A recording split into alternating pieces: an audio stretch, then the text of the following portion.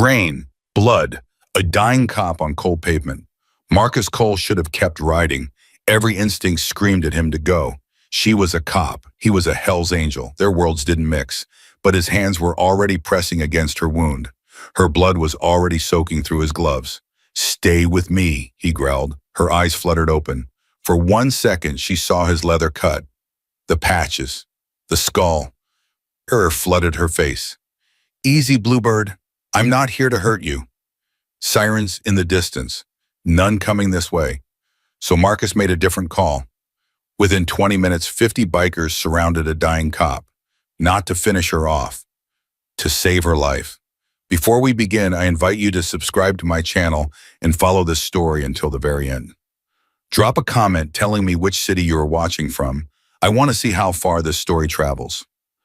This is that story. Marcus Cole's Harley cut through the November rain like a blade through silk. 2 in the morning. Empty streets. Just him and the thunder of his engine echoing off the old factory buildings of Blackwood, Pennsylvania. His phone buzzed in his pocket. He ignored it. Probably his ex-wife again demanding more money for their daughter's college tuition. That argument could wait until morning. Then his headlight caught something wrong. A patrol car wrapped around a telephone pole. Driver's door hanging open.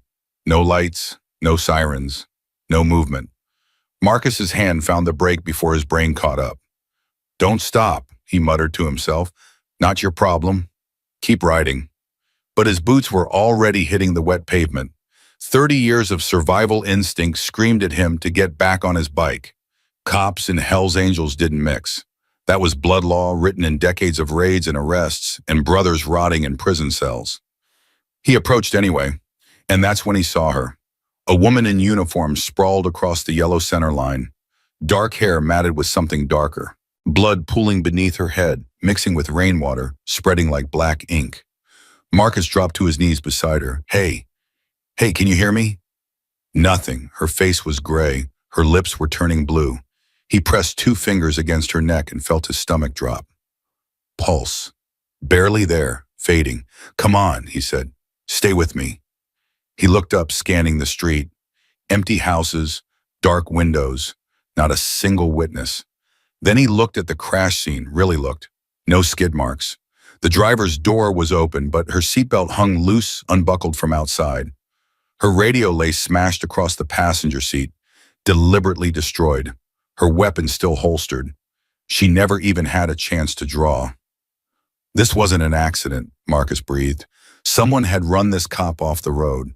Someone had unbuckled her seatbelt, opened her door, and left her here to die. His hand went to his phone. 911. 3 digits. The obvious choice. But if someone had set this up, if someone inside the department wanted her dead, calling dispatch might just finish the job. Marcus made a decision. He scrolled to a different number and pressed call. Shadow, a gravelly voice thick with sleep. "It's 2 in the goddamn morning. Priest, Main Street near the old Miller factory. I need everyone, now." Silence on the line. "Everyone, you know what you're asking." "I know exactly what I'm asking. Bring doc, bring medical supplies, and Priest." "Yeah, ride fast." He hung up and looked down at the dying woman. Her badge caught the dim streetlight. Officer E. Reyes. Marcus shrugged off his leather-cut the vest he'd worn for 30 years, covered in patches that told the story of his life, and gently lifted her head. He slid the worn leather beneath her, cushioning her skull against the cold pavement. "Hang on, Bluebird," he said softly. "Help's coming. Just not the kind you'd expect." The first rumble came from the east, then the west, then the north. The sound built like approaching thunder, growing louder with each passing second until the very air seemed to vibrate. Headlights pierced the rain. 1 pair, then 3, then 10. Marcus stood as the first bike rounded the corner. Priest, 6'4" gray, beard to his chest, sergeant-at-arms for the Blackwood chapter, killed his engine and dismounted without a word. He walked over, looked down. His eyebrows shot up. "That's a cop, Shadow. I know what she is. And you called the whole damn club." "I called my brothers. They came." More bikes arrived. The roar of engines filled the street, then died one by one as riders dismounted. 20, 30. 40. Priest knelt beside the officer, checking her pulse. She's circling the drain. What the hell happened? Someone tried to kill her. Look at the scene. Priest stood and walked around the wreck. His eyes missed nothing: the absent skid marks, the open door, the smashed radio. Professional job, he said quietly. That's what I'm thinking. You're thinking it was a cop. I'm thinking whoever did this knew her route, knew her schedule, knew exactly when she'd be alone on this stretch of road. The last bikes rolled in. 50 Hells Angels now stood in the rain, their leather cuts glistening, their faces hard. Marcus raised his voice. Form up circle around her. Nobody gets close without going through us. They moved without hesitation. 50 men, 50 bikes, creating a wall of steel and chrome around one dying police officer.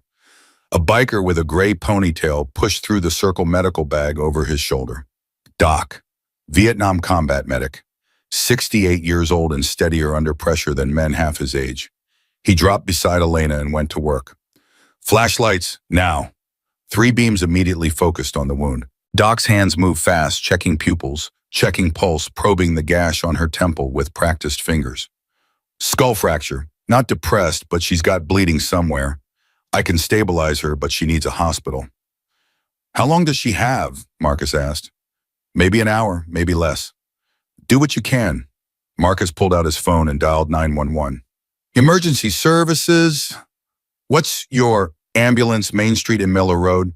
Female police officer, head trauma, critical condition. Send it now. Sir, I need your name. And he hung up. Priest appeared at his shoulder. You know they're going to ask questions. Let them ask. Brother, you're standing over a half-dead cop with 50 Hells Angels.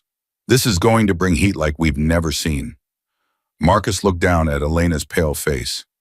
Then we'll handle the heat. Chatup. The ambulance took 18 minutes.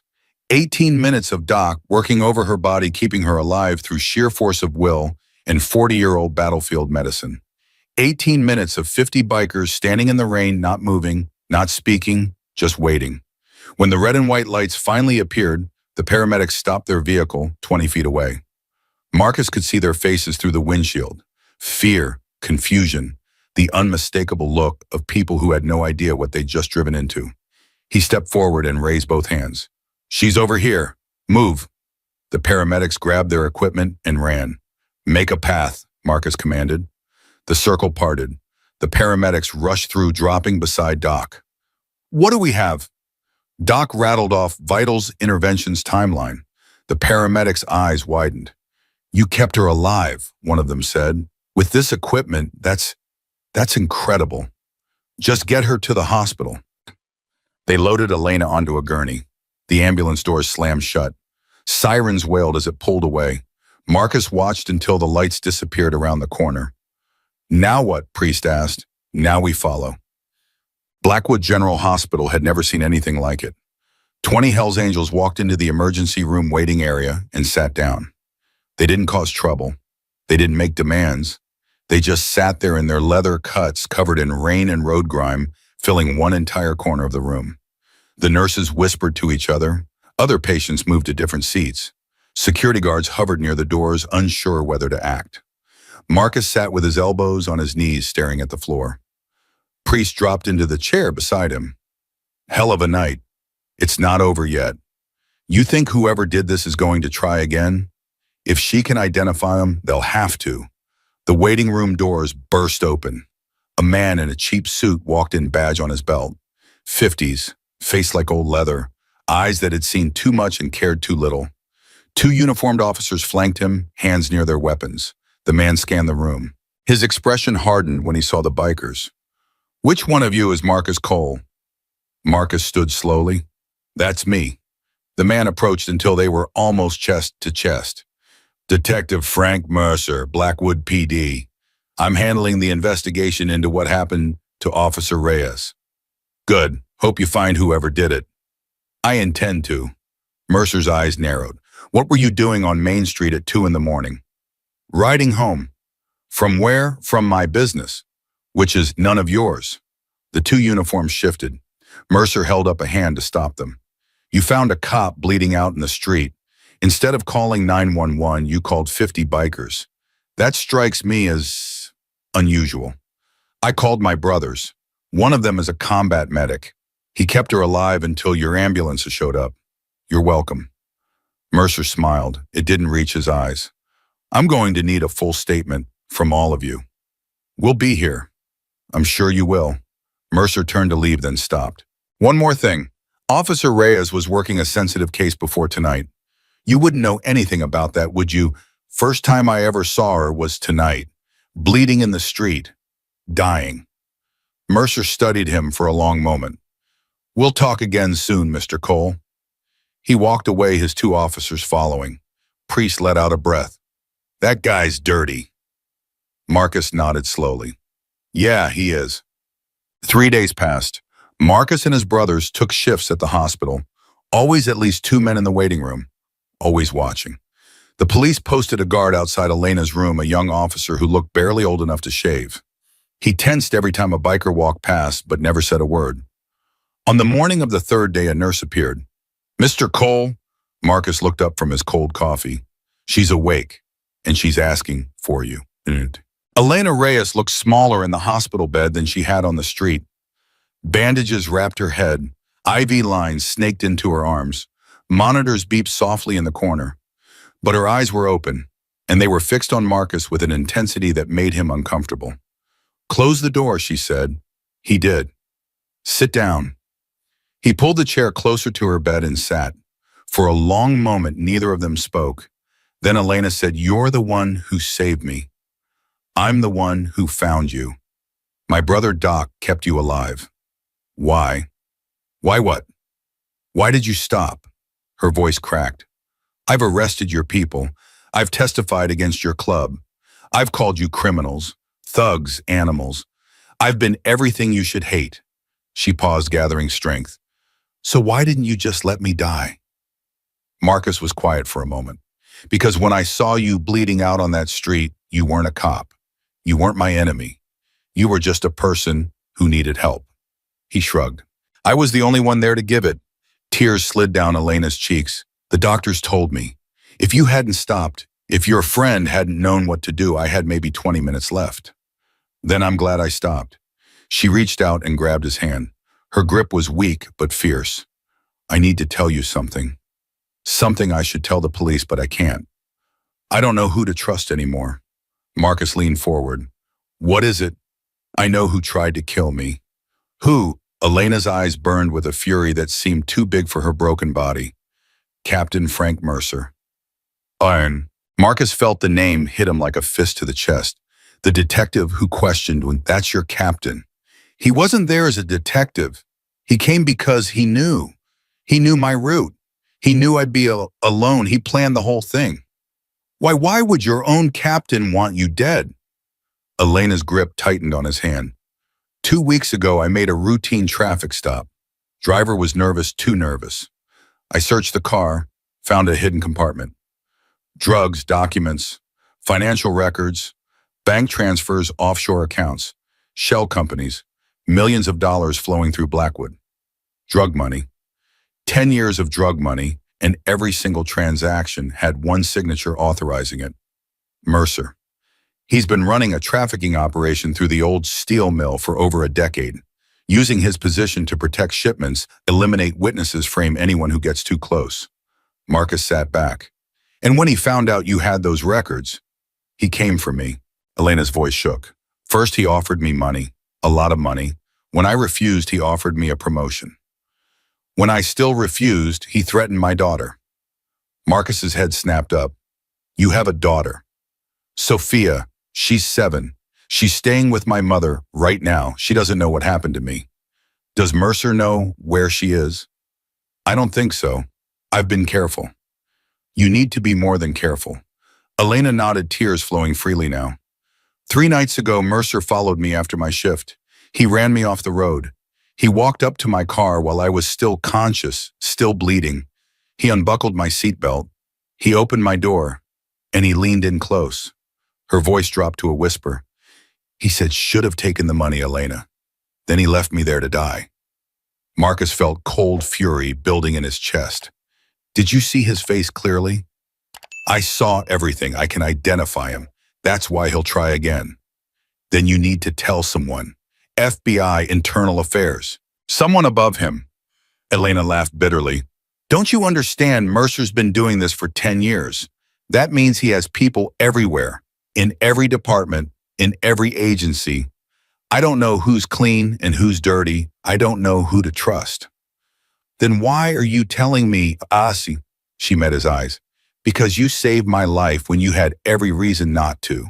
Because you called 50 men to protect a stranger in the rain. Because you're still here 3 days later, making sure I'm okay. She paused. Because right now you're the only person in this town I trust. Marcus walked out of that hospital room with his mind racing. He found Priest in the waiting room and pulled him into a corner. We have a problem. What kind? The kind that involves the captain of the Blackwood Police Department running a drug empire and trying to kill cops who find out about it.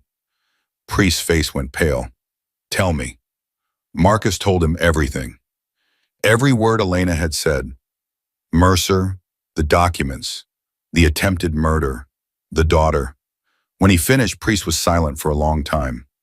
Shadow, this is way beyond anything we've ever dealt with. This is cops killing cops. This is organized crime at the highest level. I know what it is. And you want to get involved after everything we've done to stay under the radar. She asked for my help. She trusted me. And you know Mercer isn't going to stop. He knows she survived. He knows she can identify him. So let her go to the feds. She doesn't know who she can trust. Neither do we. But we know one thing for sure. What's that? We know Mercer has been framing our brothers for years. Priest's eyes widened. What? Think about it. How many of our guys have gone down for crimes that didn't add up, evidence too perfect, witnesses too convenient, sentences too harsh? You think Mercer was behind that? I think it's time we found out, Ava Saha. The meeting happened that night at the Rusty Spoke. 50 men packed into the back room. Cigarette smoke. Dim lights. Tension thick enough to choke on. Marcus stood at the head of the table. I'm not going to waste your time, he said. What I'm about to propose goes against everything we've ever done. It involves cops. It involves risk. It could bring heat down on every one of us. He paused. But it's the right thing to do. A voice from the back, since when do we care about doing the right thing for cops? Since one of those cops nearly died trying to expose the same system that's been destroying us for years. Murmurs rippled through the room. Marcus told them everything. Elena's story, Mercer's operation, the documents, the attempted murder. When he finished, silence. Then a man named Ripper stood up.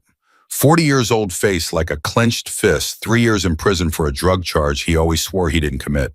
This cop, this Elena Reyes, she testified against my cousin. Put him away for 5 years. Was your cousin guilty? Marcus asked. Ripper hesitated. That's not the point. It's exactly the point. How many of us have gone down for things we didn't do? How many of our brothers are sitting in cells right now because someone needed a scapegoat? Another man stood, chains, 25 years in the club's scars on his face from a prison fight.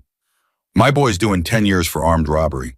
He was working at a gas station 30 miles away when that robbery happened. Had witnesses, had receipts, had everything, didn't matter. Evidence showed up out of nowhere and he went down. Mercer? Marcus asked. I don't know, but if there's even a chance. Chains shook his head. I want to know. More men started talking, stories poured out. Brothers who'd been arrested on thin evidence. Brothers who'd been convicted despite alibis. Brothers who died in prison for crimes that never made sense. Priest stepped forward. I've known Shadow for 25 years. He's never steered us wrong. If he says this woman is worth protecting, if he says this is our fight too, I believe him. This isn't just about her, Marcus said. This is about us, about our brothers, about taking down a man who's been using us as his personal scapegoats for a decade. He looked around the room. So I'm asking, are you with me? Silence. Then Ripper raised his hand. Chains raised his. One by one, hands went up around the room. When the last hand rose, Marcus nodded. All right, here's what we're going to do. They moved Elena that night. Doc signed her out of the hospital against medical advice. 4 bikers escorted her to a waiting van with blacked-out windows. They drove her to a cabin in the mountains, a place that belonged to a dead member whose family never claimed it. Off the grid, no records, No trail. Marcus stayed with her the first night. Your daughter, he said. We need to move her too. Elena shook her head. She's safe with my mother. If I reach out now, Mercer might trace it. If Mercer finds out where she is, he won't. Her voice hardened. I've spent 7 years protecting Sophia from every threat imaginable. I know how to keep her hidden. Marcus nodded slowly. The documents you found. Where are they now? I made copies before Mercer came for me. I hid them. Where? Elena almost smiled. The Blackwood police station. Evidence locker, filed under a cold case from 1987 that nobody's touched in 30 years. Marcus stared at her. You hid evidence against your captain in his own building. It's the last place he'd look. It's also the hardest place to get them back. I know. She met his eyes. That's why I need your help. 2 weeks of preparation. Marcus sent teams to watch the steel mill. They documented everything. Trucks, license plates, faces, schedules. They photographed meetings between men who had no business knowing each other. Priest reached out to old contacts in the drug trade, not to participate but to listen. What they heard confirmed Elena's story. Mercer had been running Blackwood's drug operation for 12 years. He had cops on his payroll, politicians in his pocket, judges in his debt. He was untouchable. At least that's what everyone believed. Everyone has a weakness, Marcus told Elena one evening at the cabin. We just have to find his. His weakness is arrogance, she said. He's been doing this so long, he thinks he's invincible. He thinks no one would ever dare come after him. Then we use that. Elena leaned forward. The documents in the evidence locker. With those, we can prove everything. Bank transfers, shell companies, the whole network. And you think you can just walk in and grab them. I still have my badge. Officially, I'm on medical leave. I have every right to enter the station. And if Mercer sees you, then I'll need a distraction. She looked at him. Something big enough to pull every cop in the city somewhere else. Marcus thought about it. I know a guy who owes me a favor. He's got a warehouse on the east side, old, abandoned. What if there was a fire, arson, a controlled burn? Nobody gets hurt, but it'll need every unit to respond. Elena shook her head. I can't ask you to commit a crime for me. You're not asking, I'm offering. They looked at each other for a long moment. Why? Elena asked quietly. Why are you doing all this? The protection, the surveillance, now this. Marcus didn't answer right away. When I was 15, he finally said, my father was arrested for armed robbery. Evidence was solid fingerprints, witnesses, everything. He got 20 years. What happened? He died in prison. Heart attack year 10. I never got to say goodbye. I'm sorry. A few years later, I found out the truth. The real robber was a cop's nephew. They needed someone to take the fall. My father was convenient. Elena's face changed. That's why you joined the club. I joined because they were the only ones who understood. The law isn't always just. Justice isn't always legal. He paused. We're not saints. We've done things I'm not proud of, but we've never pretended to be something we're not. He met her eyes. You're the first cop I've ever met who actually tried to do the right thing, even when it cost you everything. I respect that. Elena reached out and took his hand. Then let's finish this. Together. The night of the operation, 9:47 p.m., a warehouse on Blackwood's east side erupted in flames. The fire spread fast, too fast to be natural. Within minutes, sirens were screaming across the city. Every available unit raced toward the blaze. 9:52 p.m. Elena Reyes walked through the front doors of the Blackwood police station. Plain clothes, badge on her belt, heart pounding so hard she could taste it. The desk sergeant looked up. Elena thought you were on medical leave. Just grabbing some personal items. Won't be long. He turned back to his radio, distracted by the chatter about the warehouse fire. Elena walked to the basement stairs. The evidence locker was exactly as she'd left it. Rows and rows of boxes stretching back decades. Cold cases, closed cases, forgotten cases. She found the box marked Johnson Murder, 1987, on the third shelf. Her hands trembled as she opened it. The documents were there, hundreds of pages, financial records, transaction logs, offshore account numbers, everything she needed to destroy Frank Mercer. She was transferring them to her bag when she heard the footsteps. Slow, deliberate, coming down the stairs. She froze. I had a feeling you'd come back for those. Elena turned slowly. Captain Frank Mercer stood in the doorway. He wasn't in uniform. Jeans, leather jacket, gun in his hand. Nice fire your friends set, he said, stepping into the room. Very distracting. But you should know, Elena. I didn't get where I am by being stupid. He let the door swing shut behind him. I've been watching that cabin in the mountains for a week. I've been waiting for you to make your move. He raised the gun. And now here we are. Elena didn't move. You can't kill me here. There are cameras, witnesses. Cameras can malfunction. Witnesses can disappear. He smiled. You of all people should know that. And my daughter, Mercer's smile widened. Sophia Wright, 7 years old, staying with your mother in Pittsburgh, 4417 Maple Street, blue house, white shutters. Elena felt her blood turn to ice. If you touch her, I won't have to, as long as you cooperate. He gestured with the gun. Give me the documents. Walk out of here. Disappear. And your little girl gets to grow up with a mother who made a smart choice. Elena's hand tightened on the bag. And if I refuse, then tomorrow morning there's going to be a tragic accident on Maple Street, and you'll spend the rest of your very short life knowing you could have prevented it. The room was silent except for the hum of fluorescent lights. Elena looked at the bone in her hand, the evidence that could destroy him. She looked at Mercer, the gun pointed at her chest. She thought about Sophia, 7 years old, waiting for her mother to come home. Slowly, Elena held out the bag.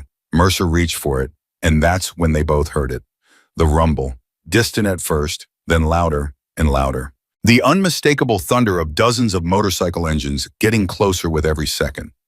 Mercer's face changed. What the hell? The basement door exploded inward. Marcus Cole stood in the doorway, backlit by the harsh fluorescent lights of the hallway. 50 Hell's Angels filled the corridor behind him. Drop the gun, Mercer. Mercer spun, weapon raised. This is a police station. You're all under arrest. For what? Walking into a public building. Marcus stepped into the room. Drop the gun, now. You have no idea what you're doing. I know exactly what I'm doing. I'm making sure a dirty cop doesn't kill another innocent person. Mercer's eyes darted between Marcus and Elena. You think this changes anything? I own this town. I own the judges, the prosecutors, the police. You can't touch me. Maybe not. Marcus smiled coldly. But we can sure as hell slow you down. Mercer's finger tightened on the trigger. One more step and I put a bullet in her head. Marcus stopped. The room was frozen. Elena, Mercer, Marcus. 50 bikers in the hallway watching. Then Elena moved. She grabbed Mercer's gun arm and twisted, driving her elbow into his throat. The weapon discharged, the bullet slamming into the ceiling as they crashed against the shelves. Evidence boxes tumbled down around them. Marcus lunged forward, grabbing Mercer and hauling him off Elena. He slammed the captain against the wall, pinning him there with one forearm across his throat. It's over, Marcus said. Mercer laughed. Blood trickled from his split lip. It's never over. Kill me and my people will burn this town to the ground. Let me go and I'll hunt every one of you down. There's a third option. Elena stood up, the bag of documents clutched in her hand. These go to the FBI field office in Philadelphia tonight. Along with recordings of everything you just said.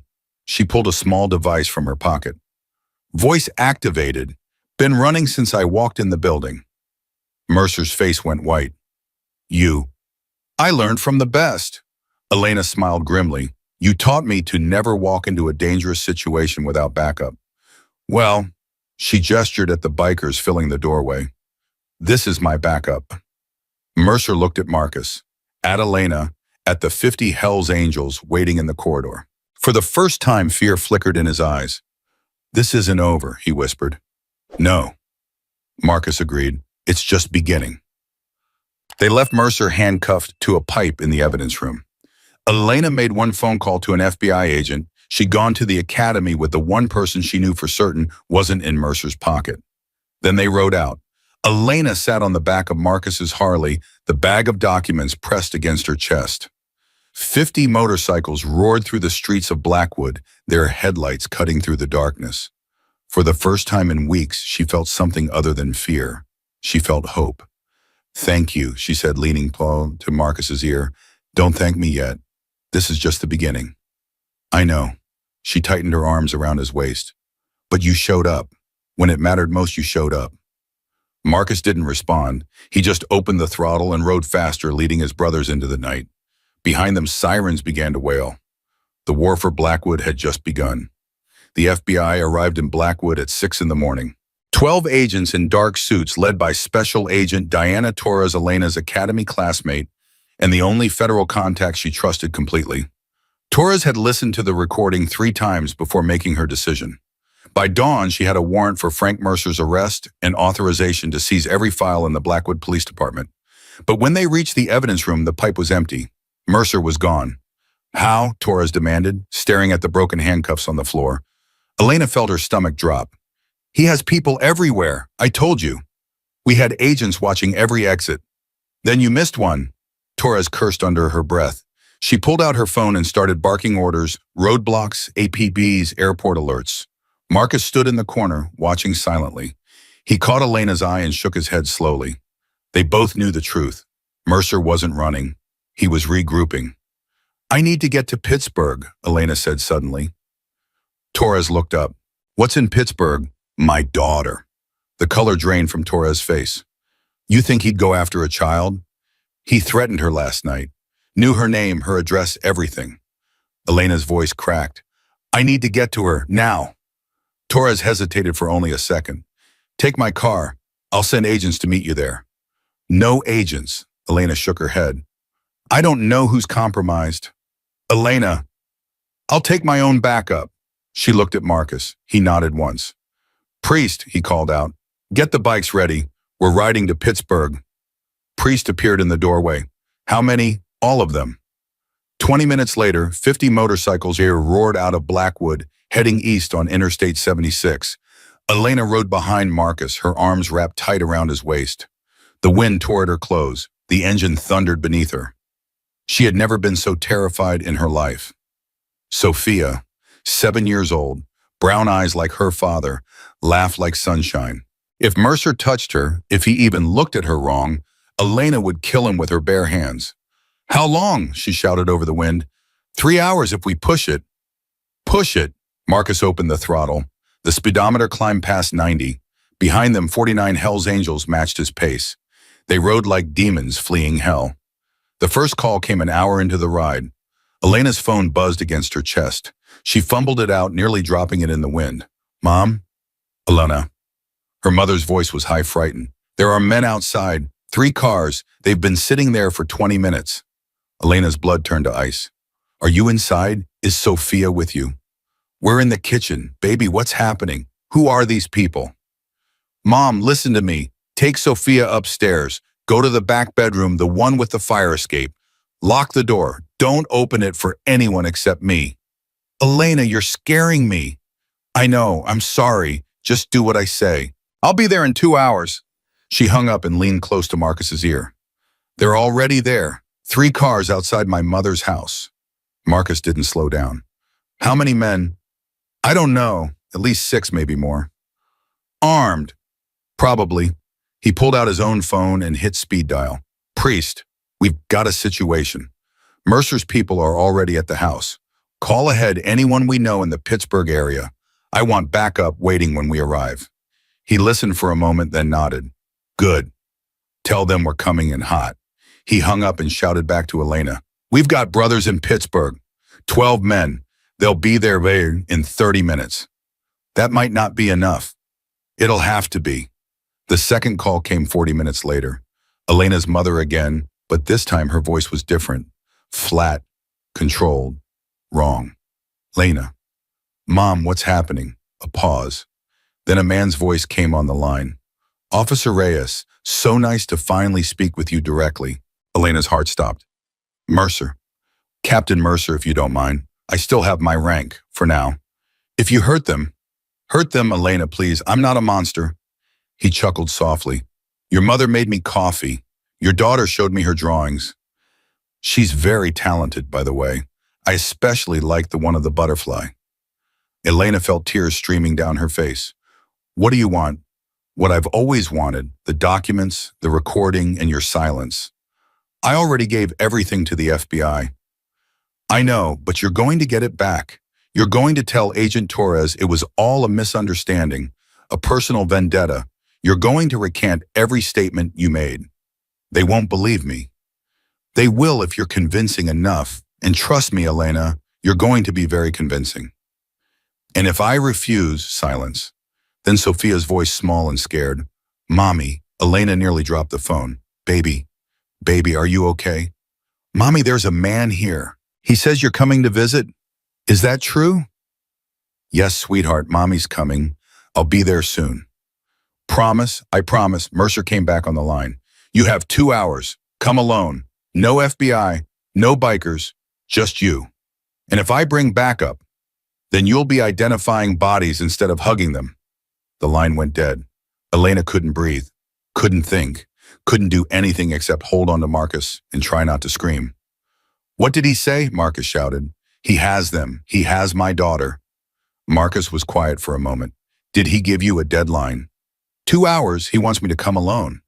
That's not happening. If I don't, he'll kill them. If you go alone, he'll kill all 3 of you. Elena pressed her forehead against his back, tears soaking into his shirt. Then what do I do? Marcus didn't answer right away. The miles flew past beneath them. The engine roared. Finally, he spoke. We do what we always do. We ride together. We fight together. And we don't leave anyone behind. He hit speed dial again. Priest, change of plans. We're not waiting for backup. We're going in as soon as we arrive. A pause. Yeah, I know it's risky, but they've got her daughter. Another pause. Tell the brothers to be ready for anything. This could get ugly. He hung up and shouted back to Elena. How well do you know your mother's neighborhood? I grew up there. Back entrances, alleyways to approach without being seen. Elena thought about it. There's an alley that runs behind the house and a park across the street with heavy tree cover. Good, that's where we'll stage. Mercer said come alone. Mercer says a lot of things. Most of them are loves. They crossed into Pennsylvania an hour later. The Pittsburgh skyline appeared on the horizon, gray and industrial against the cloudy sky. Elena's phone buzzed. A text from an unknown number. Clock is ticking, officer. 1 hour left. She showed it to Marcus. He's tracking your phone, he said. Knows exactly where we are. Should I ditch it? No, let him think he's in control. It'll make him careless. They exited the highway and wound through suburban streets. Elena directed Marcus turn by turn, her voice steady despite the terror coursing through her veins. Finally, they reached the staging point, a small park 2 blocks from her mother's house. The Pittsburgh Hells Angels were already waiting. 12 men on bikes, hard-faced and ready. Their leader, a massive man with a shaved head and tattoos covering every visible inch of skin, dismounted and approached Marcus. Shadow, been a long time. Too long, Hammer. Thanks for coming. You said it was about a kid. That's all I needed to hear. Hammer looked at Elena. This the cop. This is Elena. Hammer studied her for a moment. Then he nodded. Any friend of Shadow's. What's the play? Marcus gathered everyone around. 3 cars out front. At least 6 men, probably more. They've got Elena's mother and daughter inside. The captain leading this, Frank Mercer, he's smart, connected, and desperate. That makes him dangerous. Rules of engagement, one of the Pittsburgh bikers asked. We avoid casualties if possible, but if they shoot first? Marcus's jaw tightened. We finish it. Elena stepped forward. I need to go in alone. Every head turned toward her. That's suicide, Priest said. That's the deal. Mercer's expecting me. If I don't show up at the front door, he'll know something's wrong. And then he kills your family. Yes, Elena's voice didn't waver. So I walk in the front door while you come in the back. I keep him talking. You get my family out. Marcus shook his head. Too risky. If he makes you before we're in position. He won't. I'll give you 5 minutes. That's all you need. Elena. This is my daughter, Marcus. Her eyes burned with a ferocity that made him stop. I'm not asking for permission. I'm telling you the plan. Silence. Then Marcus nodded slowly. 5 minutes. Not a second more. Elena walked toward her mother's street. Each step felt like a mile. Her heart pounded. Her hands shook. But she kept walking. She could see the house now. Blue siding, white shutters. The same house she'd grown up in, where she'd learned to ride a bike, where she'd brought Sophia home from the hospital. 3 black SUVs sat in front. Men in dark clothes leaned against them, watching the street. Elena raised her hands as she approached. I'm here, just like he asked. One of the men stepped forward. He patted her down, found nothing, and gestured toward the front door. Captain's waiting inside. She walked up the porch steps and through the door she'd opened 1,000 times before. The living room looked exactly the same. Family photos on the walls. Her mother's knitting basket by the couch. Sophia's toys scattered across the floor. But now there were men with guns standing in every corner. And sitting in her mother's favorite chair, as casual as if he owned the place, was Frank Mercer. Elena, he smiled, right on time. Her mother sat on the couch, face-pale, hands trembling. Sophia was curled up next to her, clutching a stuffed rabbit. Mommy! Sophia started to run toward her, but one of Mercer's men grabbed his arm. Not yet, sweetheart, Mercer said. Your mommy and I need to talk first. Elena felt rage building in her chest. Let her go, she's 7 years old. And she'll stay 7 years old as long as you cooperate. Mercer stood and walked toward Elena. Do you have what I asked for? I told you on the phone, the FBI has everything. Then you're going to get it back. How, walk into the field office and ask nicely? Mercer chuckled. You're going to do exactly that. You're going to tell Torres that you made a mistake, that the documents were planted, that I'm innocent and you're very, very sorry for causing all this trouble. She won't believe me. She will when you show her this. He pulled out a phone and showed her the screen. A video, Elena in the evidence room putting documents into her bag. Looks like theft to me, Mercer said. A disgraced cop stealing evidence to frame her superior. Very convincing. That's not what happened. It doesn't matter what happened. It matters what it looks like. He put the phone away. You recant. You take the blame. You go away quietly. In exchange, your mother and daughter live. And if I don't, Mercer's smile faded, then 3 bodies turn up in the Allegheny River tomorrow morning. And nobody will ever know the truth about Frank Mercer. Elena looked at her daughter. Sophia's eyes were wide with fear, but she wasn't crying. Brave girl. So brave. Can I hold her? Elena asked. Please, just for a moment. Mercer considered it. Why not? You might not get another chance. He nodded to his man who released Sophia. The little girl ran into Elena's arms. Mommy, I'm scared. I know, baby, I know. Elena held her tight, pressing her lips against Sophia's hair. But I need you to be brave for just a little longer. Can you do that? Sophia nodded against her chest. When I tell you to run, Elena whispered, you go with Grandma to the kitchen. There's a door to the backyard. You run as fast as you can and don't look back. Okay. But Mommy went for him. Promise me, Sophia. I promised ye. Elena kissed her forehead and stood up. 4 minutes had passed. 1 more minute. Porto, Mercer said. Do we have a deal? Elena looked at him. This man who had tried to kill her, who had terrorized her family, who had spent a decade poisoning her town. No, she said. Mercer's face hardened. Excuse me. I said no, I'm not recanting. I'm not taking the blame, and I'm not letting you walk away from this. Then your daughter dies. No, she doesn't. The back door exploded inward. Marcus came through, first priest right behind him. Then more bikers flooding into the house from every entrance. Mercer's men spun, reaching for weapons. Elena screamed. Her mother grabbed Sophia and bolted for the kitchen. 2 bikers materialized to escort them, covering their retreat. Chaos erupted. A gun fired. Someone shouted. Bodies crashed into furniture. Elena dove at Mercer, driving her shoulder into his chest. They went down hard, rolling across the floor. He was stronger than he looked. He got a hand around her throat and squeezed. "You stupid." She drove her knee into his groin. His grip loosened. She broke free and scrambled backward. Marcus appeared above them. He grabbed Mercer by the collar and hauled him to his feet. "It's over," Marcus said. Mercer laughed, blood dripping from his split lip. "You think this changes anything? Kill me and my network keeps running. My people are everywhere. In the FBI, in the state police, in Congress, for God's sake. I'm not the head of the snake. I'm just one scale." Marcus looked at Elena. "He's bluffing." "Am I?" Mercer's eyes glittered. "Why do you think I've survived this long? Why do you think no one's ever touched me? Because I'm protected by people so powerful that you can't even imagine." "Names," Elena said. "Give us names." "Why would I do that?" "Because it's the only thing that might keep you alive." Mercer smiled. "You want names? Fine, I'll give you one. The person who really runs Blackwood. The person who set up my operation in the first place." He leaned in close. "Mayor Patricia Holden." Elena felt the floor shift beneath her feet.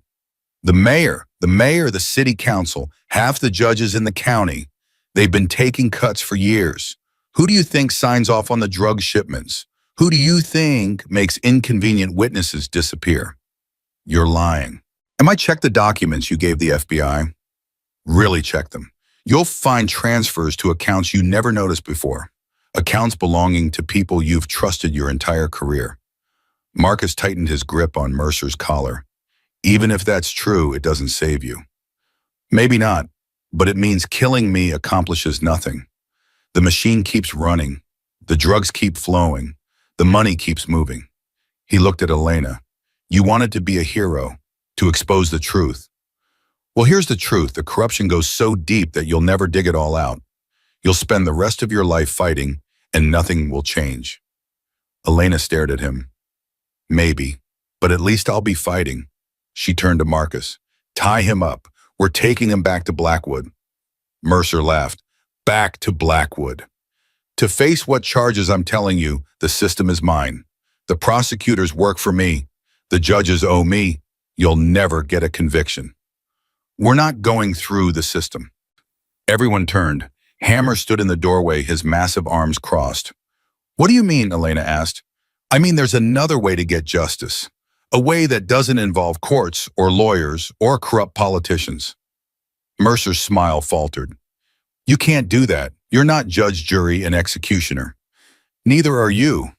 Hammer stepped forward. "But you've been acting like it for 10 years. How many people have you killed? How many lives have you destroyed?" "That's different." "How?" Mercer had no answer. Marcus looked at Elena. The question in his eyes was clear. "What do you want to do?"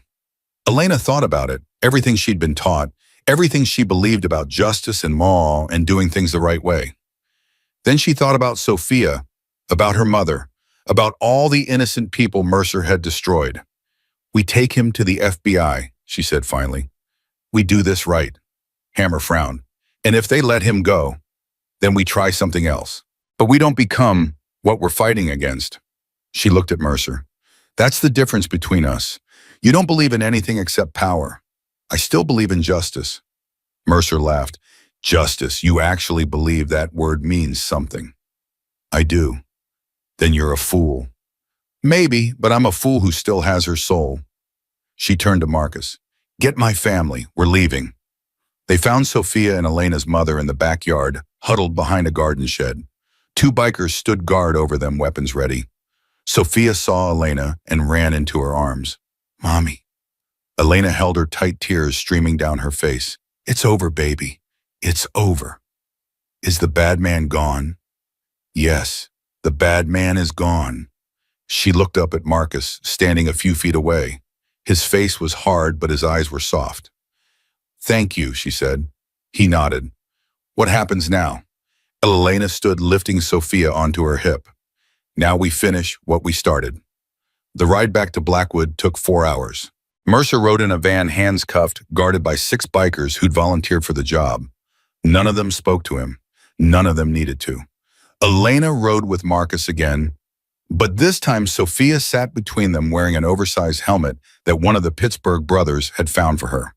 The little girl laughed as the wind rushed past. "This is fun, Mommy." I know, baby. Can we ride motorcycles forever? Elena caught Marcus's eye in the mirror. He was smiling. Maybe not forever, but definitely again. They reached Blackwood as the sun was setting. Agent Torres was waiting for them, along with a full FBI tactical team. You got him, she said as Mercer was pulled from the van. We got him.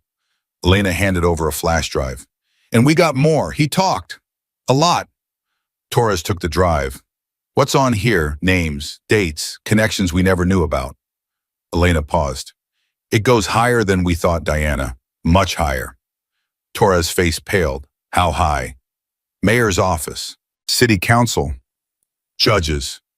Jesus. Yeah. Torres looked at Mercer now, surrounded by federal agents. Will it stick the charges? If we do this right. Elena straightened. No mistakes, no leaks.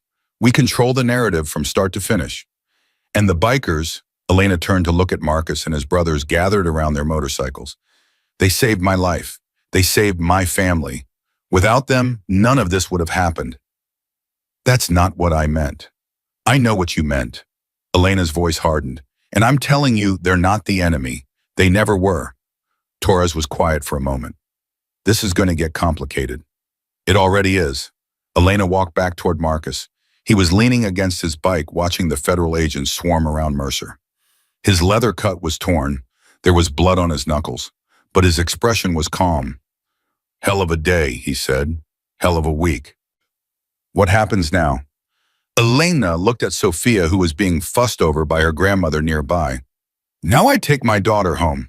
I hold her until she falls asleep. And then I wake up tomorrow and figure out how to burn down an empire. You going to do that alone? She met his eyes. Are you offering to help? Marcus was quiet for a long moment. When I found you on that street bleeding out, I thought you were going to die. I didn't know you. Didn't know your name. Didn't know anything except that you needed help. Why did you stop? Because my old man died in prison for something he didn't do. Because the system failed him. Because I've spent my whole life watching powerful people crush anyone who gets in their way.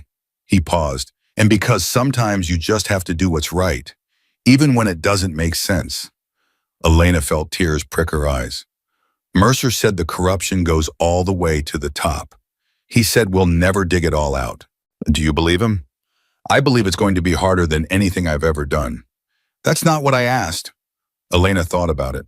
No, I don't believe him. I think people like Mercer want us to believe the system is too broken to fix, because as long as we believe that we'll never even try. Marcus nodded slowly. Then I guess we try. He held out his hand. Elena took it. Partners. He smiled, the first real smile she'd ever seen on his face. Partners. Behind them, Mercer was being loaded into a federal transport.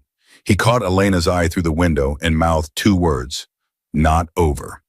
She held his gaze until the van pulled away. Then she turned back to Marcus. He's right about one thing. This isn't over. No, it's not. Scared, Marcus laughed. Terrified, you. Same. They stood there for a moment, watching the sun sink below the horizon. Tomorrow the real fight would begin, but tonight they'd won a battle. And sometimes that was enough. 3 days after Mercer's arrest, Mayor Patricia Holden held a press conference. Elena watched it from the FBI field office, surrounded by agents and paperwork. Marcus stood beside her, arms crossed, face unreadable. The citizens of Blackwood deserve to know the truth. Holden said, her voice steady and sincere. Captain Frank Mercer was a rogue element, a lone wolf who betrayed his badge and his community. But I want to assure everyone this corruption began and ended with him. Elena felt her jaw tighten. She's good, Torres said quietly. Really good. She's lying through her teeth. We know that, but proving it is another matter.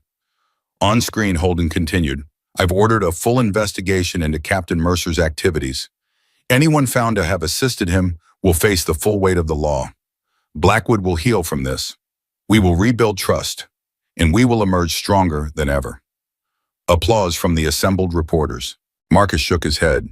She's already spinning it, making herself the hero. That's what politicians do. Elena turned away from the screen. What's our status? Torres pulled up a file on her laptop.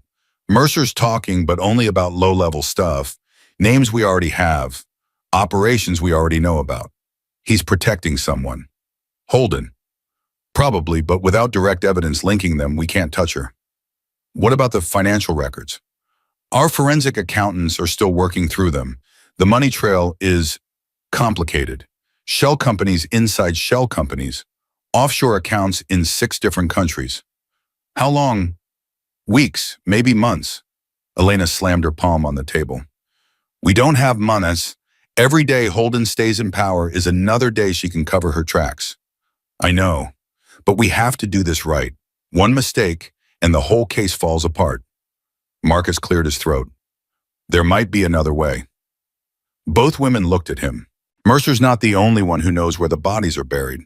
He had lieutenants, people who did his dirty work, people who might be willing to talk if the price is right. We've already approached his known associates, Torres said. They're not talking. You approach them as FBI. They see suits and badges, they clam up. Marcus paused. But they might talk to someone else, Elena understood immediately. You want to reach out through the club. We know people, people who know people. The kind of folks Mercer used for his dirty work don't trust cops, but they might trust a brother with the right connections. Torres frowned. That's highly irregular. So is having your entire city government on a drug lord's payroll. Silence in the room. Finally, Torres nodded. Do it, but anything you learn comes directly to me. No vigilante justice, no shortcuts. Understood. Marcus pulled out his phone and walked to the corner of the room. Elena watched him dial, wondering not for the first time what she'd gotten herself into. 24 hours later, they had a name. Victor Russo, Mercer's former bagman. The guy who collected payments, delivered bribes, and made sure everyone got their cut. He'd disappeared 3 days before Mercer's arrest and hadn't been seen since. He's scared, Marcus said as they drove through Blackwood's industrial district. Word is he thinks Mercer will have him killed to keep him quiet. Can you find him? Already did. He's holed up in a motel outside of town. Place called the Blue Moon. Cash only, no questions asked. How do you know he'll talk to us? I don't, but I know someone who can convince him. They pulled into the motel parking lot just after midnight. A single light burned in room 14. Marcus knocked on the door. No answer. He knocked again. Russo, open up. We're not here to hurt you. A long pause, then a voice muffled and frightened. Who sent you? Nobody sent us. We want to talk about Mercer. I'm not talking to cops. She's not a cop anymore, and I never was. Another pause. Then the door cracked open, chain still attached. A face appeared in the gap, mid-40s, unshaven eyes red from lack of sleep. You're the biker, the one who found the cop on the street. That's right.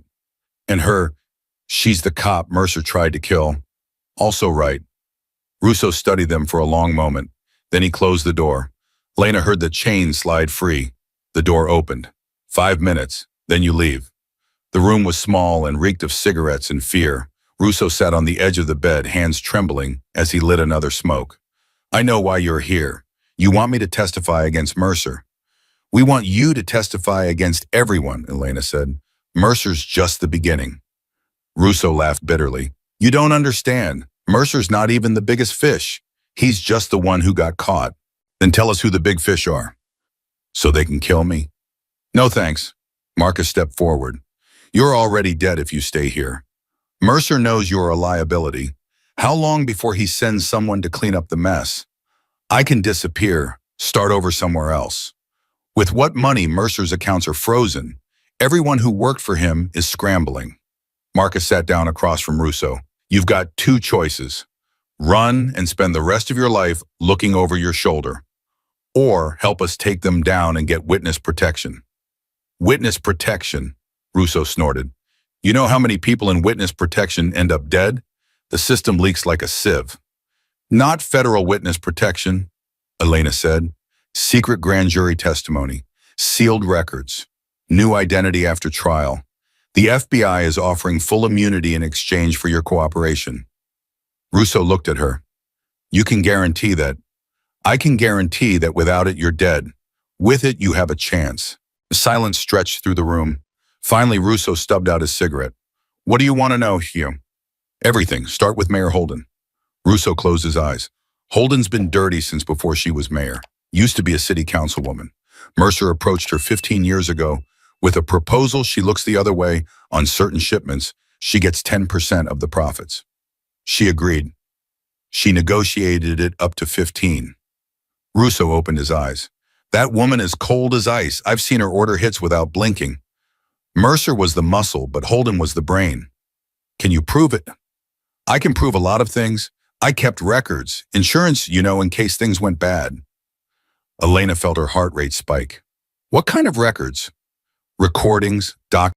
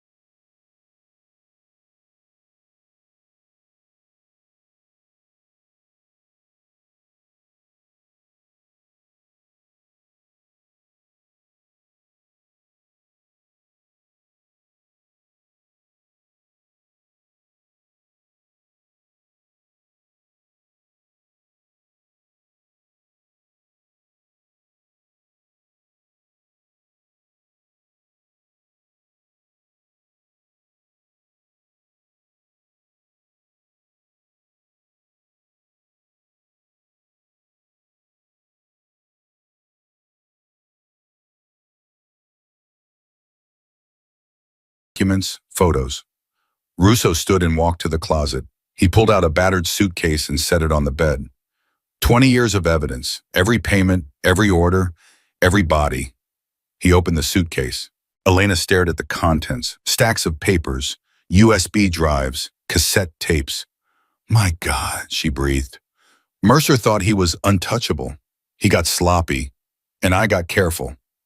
Marcus looked at Elena. This is it. This is everything we need. Not quite everything. Russo pulled out a single photograph and handed it to Elena. This is what you really need. Elena looked at the photo, Mayor Patricia Holden shaking hands with a man Elena didn't recognize. In the background, stacks of cash on a table. Who's the man? Carlos Mendez, head of the Mendez cartel, biggest drug operation on the East Coast. Russo tapped the photo. This was taken 2 years ago at a warehouse in Baltimore. Holden was there to negotiate a new distribution agreement. You were there. I took the picture. Elena's hands were shaking. This could bring down the entire city government. It could bring down a lot more than that. Russo sat back down heavily. Holden has friends in Washington, congressmen, senators, people who've been taking cartel money for years. Names. In the suitcase. All of them. Marcus stood.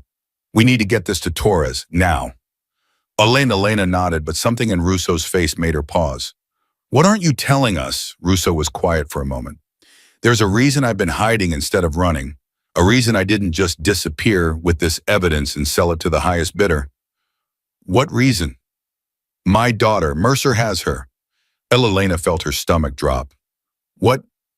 3 days ago, before I went into hiding, they grabbed her outside her school. She's 11 years old. Russo's voice cracked. They said if I talk, she dies. If I run, she dies. If I do anything except sit here and wait, she dies. Why didn't you lead with this? Because I needed to know if you were real, if you actually had the power to help. Russo looked at her desperately. Can you get her back? Can you save my little girl? Elena looked at Marcus. He nodded slowly. We'll get her back, Elena said. I promise. How they're holding her somewhere, I don't even know where. Mercer's people won't tell me anything. Mercer will, Russo frowned. Mercer's in federal custody. He's not going to. Mercer's going to tell us exactly where your daughter is, Elena interrupted. Because if he doesn't, I'm going to make sure every cartel boss from here to Mexico knows he's been talking to the FBI. You do that, risk his life. He risked my daughter's life. He's risking yours. Elena's voice was hard as steel. I'm done playing by the rules with people who don't have any. They drove back to Blackwood with the suitcase locked in the trunk. Elena called Torres on the way. We have it. Everything. Financial records, photographs, recordings, enough to bring down Holden and half the city government. That's incredible. Where did you...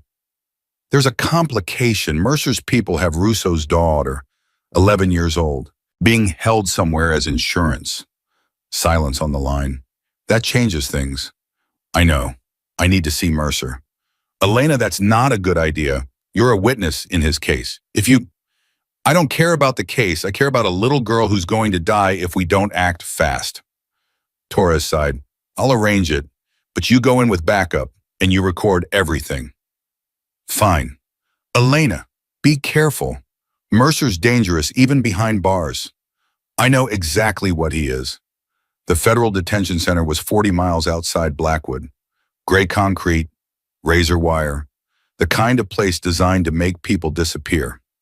Elena walked through security with Marcus at her side. Torres had argued against bringing him, but Elena insisted. He's my partner, she'd said. Where I go, he goes. They were led to an interview room. White walls, metal table, 2 chairs on each side. Mercer was already waiting. He looked different in the orange jumpsuit. Smaller, older, but his eyes were the same cold and calculating. Officer Reyes, he smiled. And the biker. What an unexpected pleasure. Elena sat down across from him. Marcus remained standing. Victor Russo, she said. Mercer's smile flickered. What about him? You have his daughter. I don't know what you're talking about.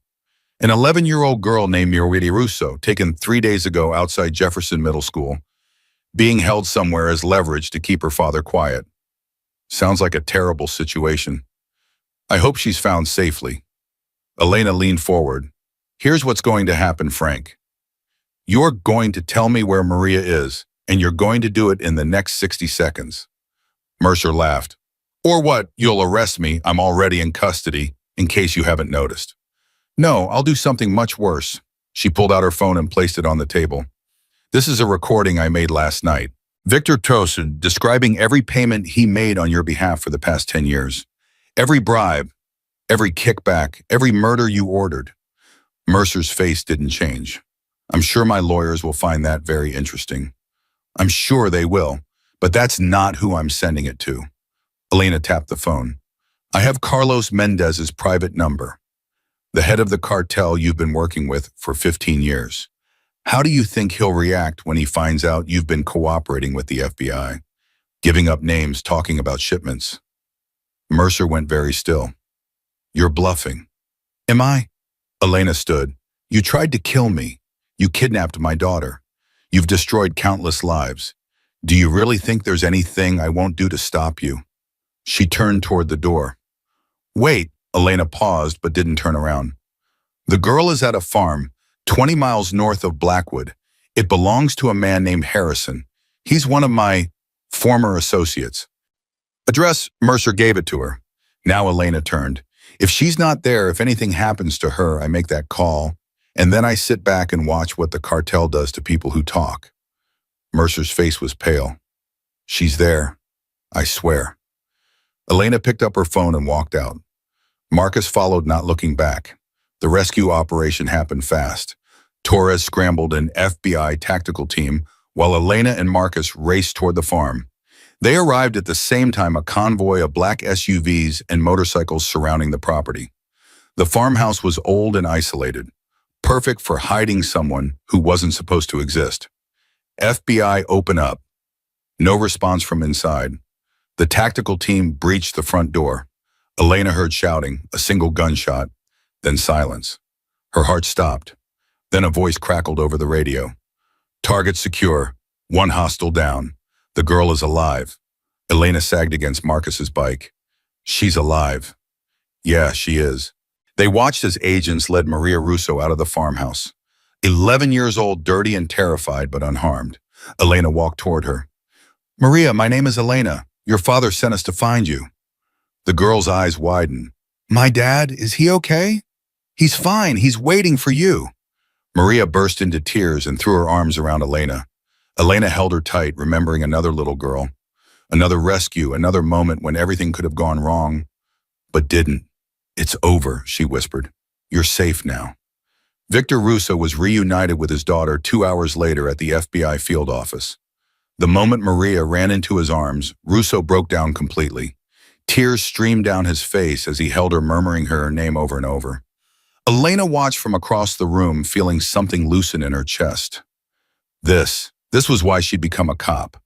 Not for the power or the authority, but for moments like this. Families reunited, innocent people saved. Marcus appeared beside her. You did good. We did good. He smiled slightly. Russo's ready to talk, all of it. Torres is setting up a secure recording session. And Holden, FBI is building the case. With Russo's evidence, they'll have enough for an arrest warrant within the week. Elena nodded slowly. It's really happening. It's really happening. She looked at him. When this started, I thought I was alone. One cop against a system designed to crush me. I never imagined that a bunch of bikers would ride to your rescue. That anyone would. Marcus was quiet for a moment. When I found you on that street, I almost kept riding. 30 years of instinct told me to stay away from cops, to let you die and call it justice for every brother who'd been wronged by people like you. What changed your mind? I don't know. Maybe I was tired of being who everyone expected me to be. He paused. Or maybe I just saw a person who needed help. Not a cop, not an enemy, just a person. Elena felt tears prick her eyes. That night changed everything for me. Not just because you saved my life, because you saw me as a person too.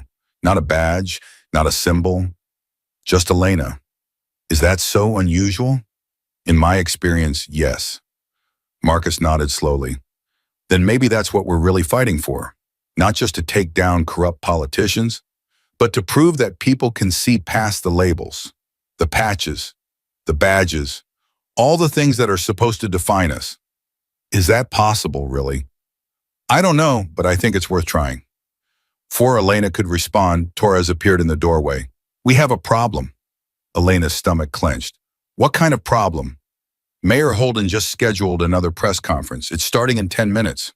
So she's announcing a new initiative, a citywide crackdown on motorcycle gangs, specifically targeting the Hells Angels. Marcus stiffened. She's coming after my club. She's creating a distraction, making you the enemy so nobody looks at her. Torres shook her head. It's smart. Politically, it's brilliant. We have to stop her. How we can't arrest her yet. The warrant isn't ready. Elena thought fast. The press conference. Where is it? City Hall, 10 minutes. I need to be there.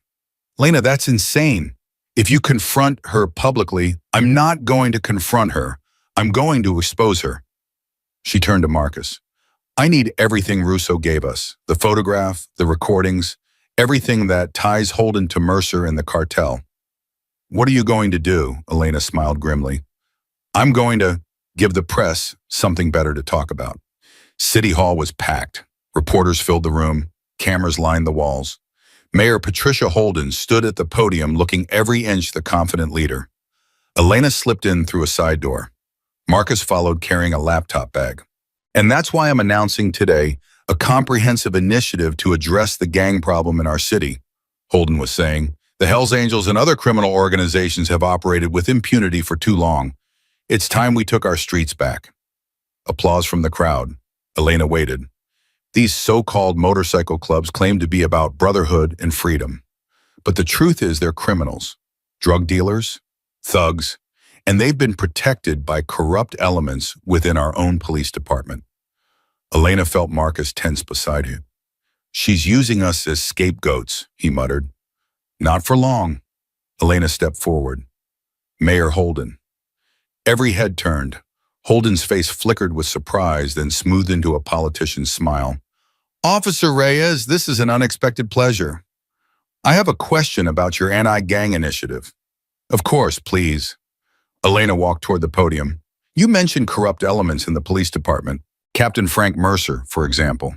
He's currently in federal custody charged with drug trafficking and attempted murder. Yes, a terrible betrayal of public trust. And you've stated repeatedly that his corruption began and ended with him. That's correct. Then how do you explain this?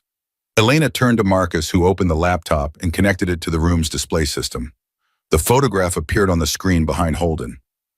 The mayor shaking hands with Carlos Mendez, stacks of cash in the background. Gasps rippled through the crowd. Holden's face went white. That photograph is, taken 2 years ago at a warehouse in Baltimore, Elena said calmly.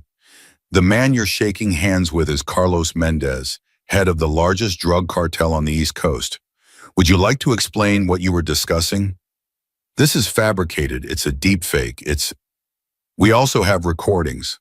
Marcus hit play. Holden's voice filled the room. The next shipment needs to come through the eastern road. Too much heat on the southern quarter since Mercer's people got sloppy. The mayor's mouth opened and closed, but no sound came out. Elena stepped up to the podium. Ladies and gentlemen of the press, for the past 3 weeks I've been working with the FBI to uncover a corruption network that reaches the highest levels of our city government. The evidence you're seeing today is just the beginning. She looked directly at Holden. Patricia Holden, you are a drug trafficker, a murderer, and a fraud, and I'm going to make sure everyone knows it. Holden's face twisted with rage. You have no idea what you've done. No idea who you're dealing with. I know exactly who I'm dealing with.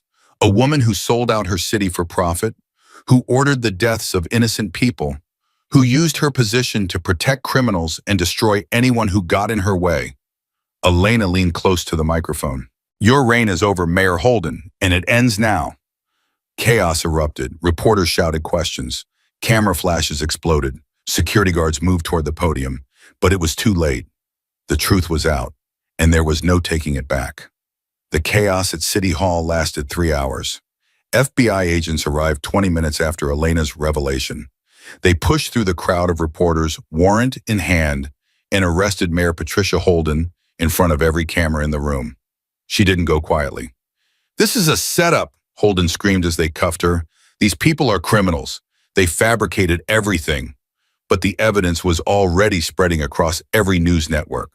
The photograph, the recordings, Victor Russo's testimony released simultaneously by Torres to ensure nothing could be suppressed. By nightfall, Blackwood was national news.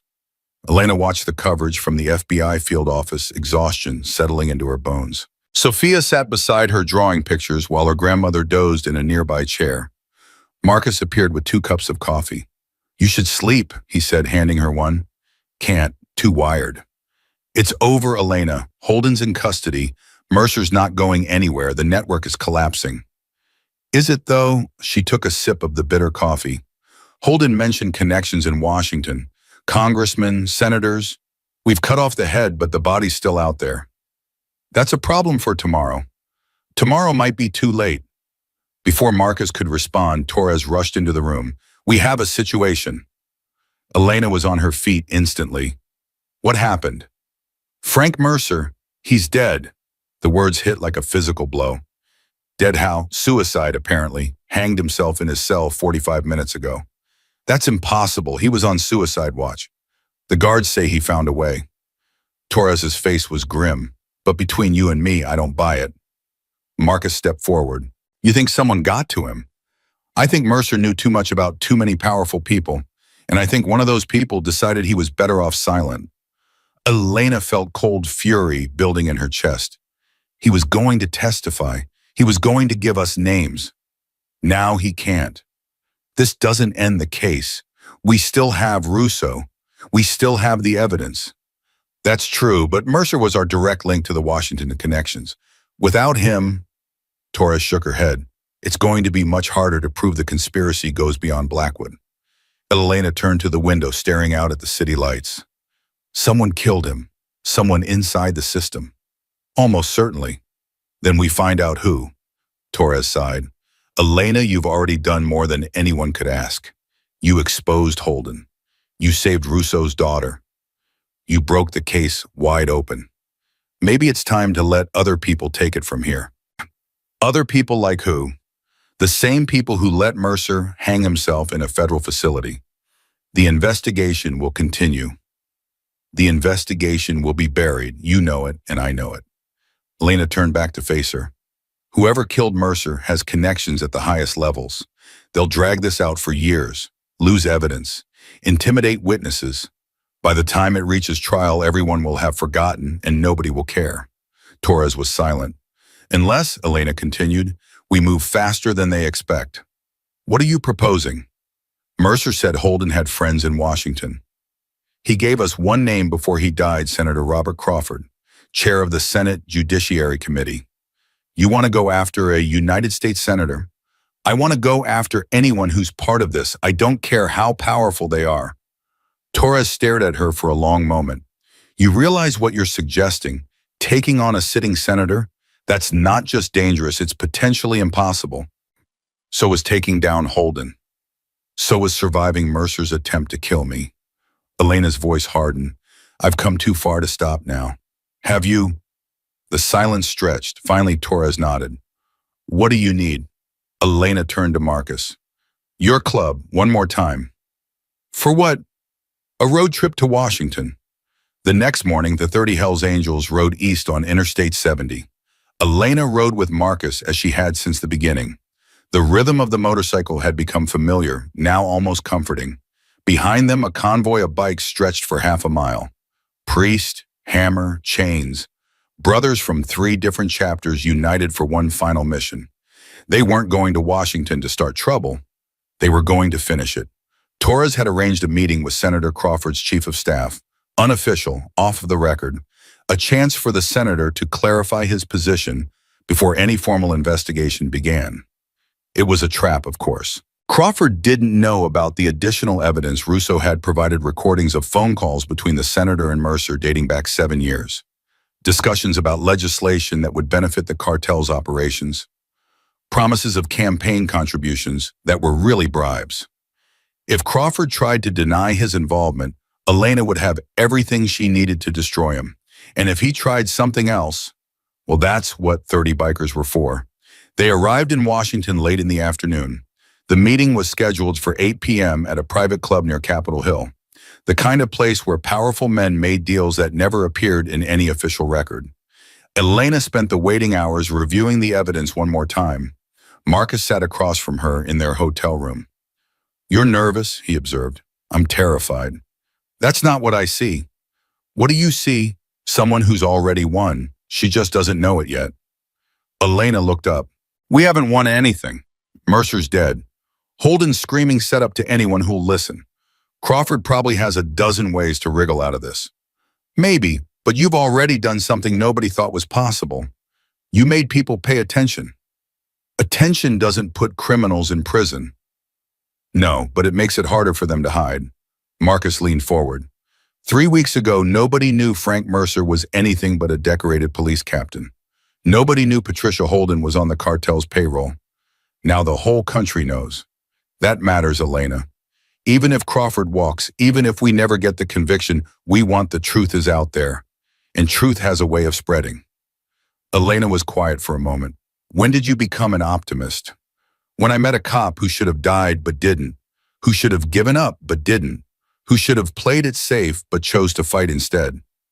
He shrugged. That kind of thing changes a person's perspective. Elena felt something warm bloom in her chest. Thank you for everything. Don't thank me yet. We still have to survive it tonight. At 7:30, Elena's phone rang. Unknown number. She answered cautiously. Hello. Officer Reyes. A man's voice smooth and cultured. This is Senator Robert Crawford. Elena's grip tightened on the phone. Senator, I wasn't expecting to hear from you directly. I thought a personal conversation might be more productive than going through intermediaries. I understand you have some concerns about my relationship with the late Captain Mercer. Concerns is a mild word for it. I'm sure it is, which is why I'd like to propose an alternative to our scheduled meeting. What kind of alternative? A private conversation, just you and me, no staff, no witnesses, no recordings. Why would I agree to that? Because I have information you need, information that could help you understand the full scope of what you're dealing with. I'm listening? Not over the phone. Meet me at the Lincoln Memorial in 1 hour. Come alone. The line went dead. Elena stared at the phone. Marcus was watching her. What did he say? He wants to meet alone. Lincoln Memorial, 1 hour. That's a trap. Probably. You're not going. I have to. Elena. He said he has information about the full scope of what we're dealing with. She looked at Marcus. What if there's more? What if Mercer and Holden were just the beginning? Then we find out another way, one that doesn't involve you walking into an ambush. It won't be an ambush, not at the Lincoln Memorial. Too public, too many witnesses. You don't know that. No, but I know that if I don't go, we might never find out what Crawford knows. And I'm not willing to live with that. Marcus was silent for a long moment. Fine, but we do it my way. Your way. You go to the meeting, but we're watching. Every approach, every exit. If anything goes wrong, you come in with guns blazing. Something like that. Elena almost smiled. Deal. The Lincoln Memorial loomed white against the dark sky. Elena climbed the steps alone, her footsteps echoing in the quiet. A few tourists lingered near the statue, taking photos, speaking in hushed voices. Senator Robert Crawford stood at the far end of the memorial, hands in his coat pockets. Mid-60s, silver hair, the practiced posture of a man who'd spent 40 years in public life. He turned as Elena approached. Officer Reyes, thank you for coming. Senator, this better be worth my time. It will be. Crawford gestured toward a nearby bench. Walk with me. They moved away from the tourists toward a quieter section of the memorial. I'll be direct with you, Crawford said. I know what you have. The recordings, the financial documents, Victor Russo's testimony. It's enough to end my career, possibly enough to put me in prison. Is this where you offer me a bribe? No, this is where I offer you the truth. Elena stopped walking. The truth about what? About who really runs this country. Crawford turned to face her. You think you've uncovered a corruption network, a drug operation that reached from Blackwood to Capitol Hill. And you're right as far as you've gone, but what you don't understand is that you've barely scratched the surface. Explain. Frank Mercer was a tool. Patricia Holden was a tool. I'm a tool. Crawford's voice was bitter. We all answer to someone else, someone you've never heard of, someone who's been pulling strings for longer than you've been alive. Who, they don't have a name, not one that would mean anything to you, but they have power, real power, the kind that shapes elections, starts wars, decides which laws get passed and which get buried. You're talking about some kind of shadow government, a conspiracy. I'm talking about reality. The world you think you live in, the one with rules and laws and democratic institutions, it's a fiction. The real decisions get made by a handful of people in rooms that don't appear on any floor plan. Elena shook her head. This sounds like paranoid fantasy. Does it? Crawford reached into his pocket and pulled out a flash drive. This contains everything I know. Names, dates, operations, enough to keep your FBI friends busy for years. Elena stared at the drive. Why would you give me because I'm tired. Because I've spent 40 years serving masters who see people like you and me as disposable. Because Frank Mercer's death was a message and I understood it clearly. What message? That no one is safe, that loyalty is rewarded with a noose in a prison cell. Crawford's hand trembled slightly as he held out the drive. I'm not asking for immunity or protection. I know I'm already dead, but I can at least make sure my death means something. Elena took the drive slowly. Why should I trust you? You've been part of this for decades. You shouldn't trust me. Trust the evidence. Crawford straightened his coat. One more thing. There's a meeting scheduled for tomorrow night, a gathering of the people I'm talking about. The real power brokers. They're coming to Washington to discuss damage control, specifically how to contain the fallout from Blackwood. Where, a private estate in Virginia, 30 miles outside the city, security will be tight but not impenetrable. And you're telling me this because if you can document that meeting, get photos, recordings, anything, you'll have proof that I'm not crazy. Proof that this conspiracy exists. He met her eyes. Proof that might actually bring them down. Elena studied his face, looking for signs of deception. You realize what you're asking. If I go to this meeting and get caught, you'll disappear, I know. Crawford's voice was quiet. But you've already proven you're willing to take risks. This is the biggest one of all. The question is whether you're ready to see just how deep this goes. Before Elena could respond, Crawford's phone buzzed. He glanced at the screen and went pale. What is it? They know I'm here. They know I'm talking to you. He looked up, fear naked in his eyes. You need to leave, now. What about you? I told you I'm already dead, but you can still get out. Elena hesitated for only a second. Then she ran. She was halfway down the memorial steps when she heard the shot, a single crack echoing across the marble. She spun around. Crawford lay crumpled on the ground, a dark stain spreading beneath him. A figure in black was already disappearing into the shadows. Elena started to move toward Crawford, but hands grabbed her from behind. Marcus, we need to go. Now. Crawford is dead, and we will be too if we don't move. He pulled her toward a waiting motorcycle. Behind them, screams erupted as tourists realized what had happened. Elena climbed on the bike, her mind reeling. Marcus gunned the engine and they roared into the night. They didn't stop until they reached a safe house in Maryland, an abandoned farmhouse owned by a friend of a friend. No electricity, no running water. But most importantly, no one knew they were there. Elena sat on the floor, her back against the wall, the flash drive clutched in her hand. Marcus stood guard by the window watching the road. He's dead, Elena said flatly. Crawford's dead. I saw. They killed him right in front of me, just like Mercer. Anyone who talks, anyone who threatens to expose them, gets eliminated, yeah. Elena looked at the flash drive. He said this contains everything. Names, dates, operations. Do you believe him? I don't know, but he didn't have to warn me. He didn't have to give me anything. He could have just let me walk into that meeting tomorrow night and disappear. Maybe it's a trap. Get you to trust the information, then use it to lead you somewhere they can grab you. Maybe, Elena turned the drive over in her hands, or maybe he was telling the truth. Maybe he was tired of serving masters who saw him as disposable. Only one way to find out. Elena nodded slowly. I need a computer. They found an internet cafe in a small town 20 miles from the safe house. Cash only, no questions asked. Elena plugged in the flash drive and opened the first file. What she saw made her blood run cold. Names, dozens of them. Senators, congressmen, those of Fortune 500 companies, military generals, intelligence officials, and next to each name a detailed dossier. Financial records, compromising photographs, recordings of conversations that would end careers and destroy lives. This wasn't just evidence of corruption. This was blackmail material, a system of control that stretched across every branch of government and into the private sector. My God, Elena breathed. Marcus looked over her shoulder. Is that who I think it is? Elena nodded. The Secretary of Defense, the Director of the CIA, 3 Supreme Court justices. They're all compromised.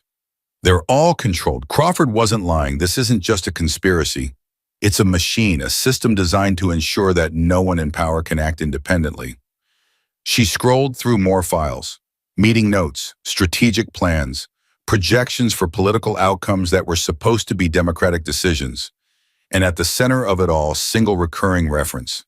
The council, no names, no faces, just a designation that appeared in every document, every communication, every order. The council, Marcus read. What is that? The people at the top. The ones Crawford said don't have names. Elena's hands were shaking.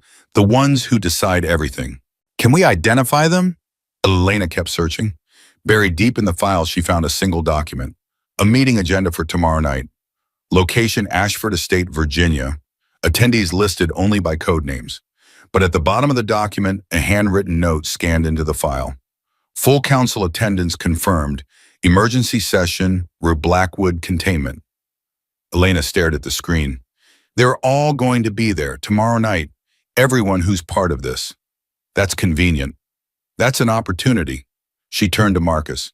Crawford said if we could document that meeting, we'd have proof. Proof that this isn't paranoid fantasy. Proof that could actually bring them down. And how exactly do you plan to document a secret meeting of the most powerful people in the country at a private estate in Virginia? Elena thought about it.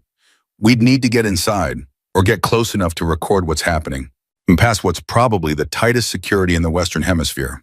Yes, with no backup from law enforcement since half of law enforcement is probably on their payroll. Yes, using only a bunch of bikers and a former cop. Yes, Marcus was quiet for a long moment. Then he smiled.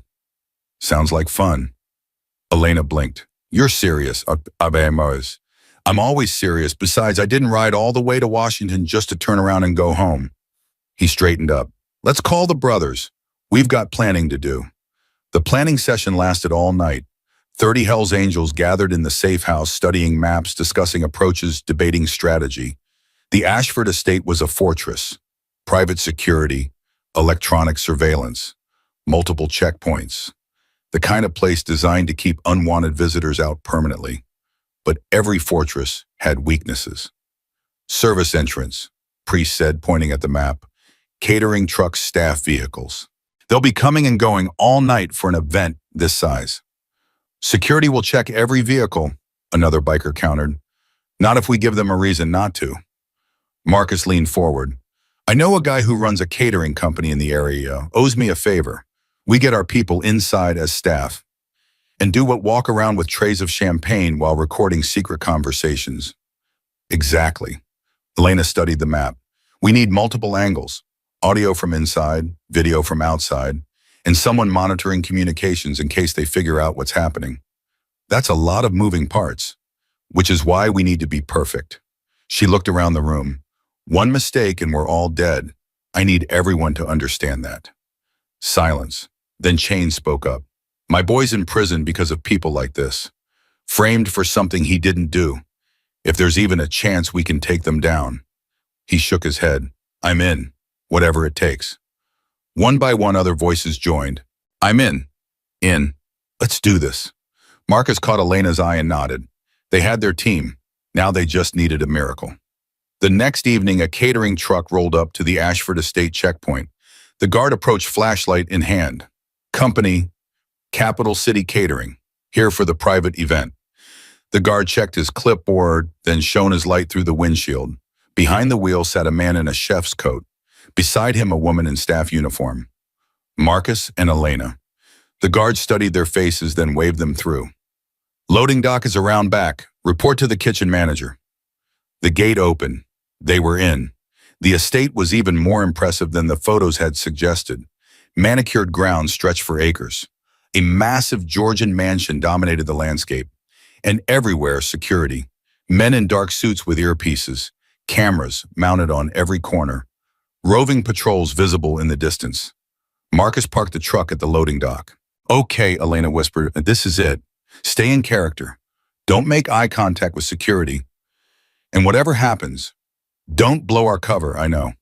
Marcus squeezed her hand briefly. We've got this. They climbed out and joined the other staff unloading supplies. Inside the mansion, Elena marveled at the level of security. Metal detectors at every entrance. Bag checks, ID verification. But the service staff passed through a separate entrance with minimal screening. Just as they had hoped. Elena made her way toward the main ballroom carrying a tray of hors d'oeuvres. The room was filled with people she recognized from television. Politicians, business leaders, media executives, all mingling and laughing as if they hadn't gathered to discuss how to cover up massive criminal conspiracies. She circulated through the crowd, keeping her head down, her ears open. Fragments of conversation drifted past. Crawford was a liability anyway. The Blackwood situation is contained. New legislation should pass by summer.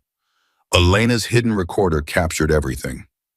At 9 p.m., a door at the far end of the ballroom opened. A man in a black suit appeared. Ladies and gentlemen, the council will see you now. The room fell silent. One by one, the guests filed through the door. Elena watched them go. This was it, the moment of truth.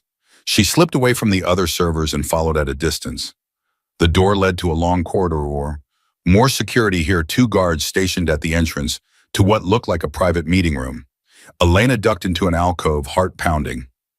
She couldn't get into that room, not without being caught. But maybe she didn't need to. She pulled out her phone and sent a single text to Marcus. Council meeting starting, need eyes on windows, south side of mansion. 30 seconds later, a response. On it.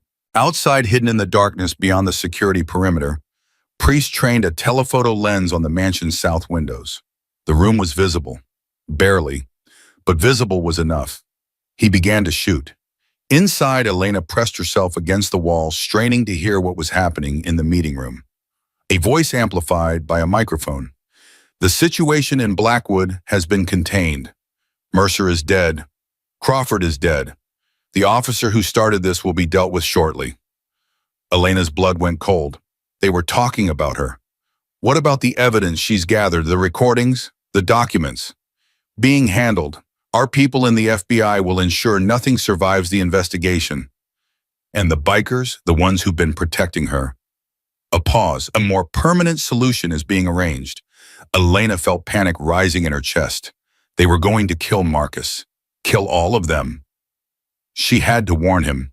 She reached for her phone and felt a hand close around her arm. Officer Reyes.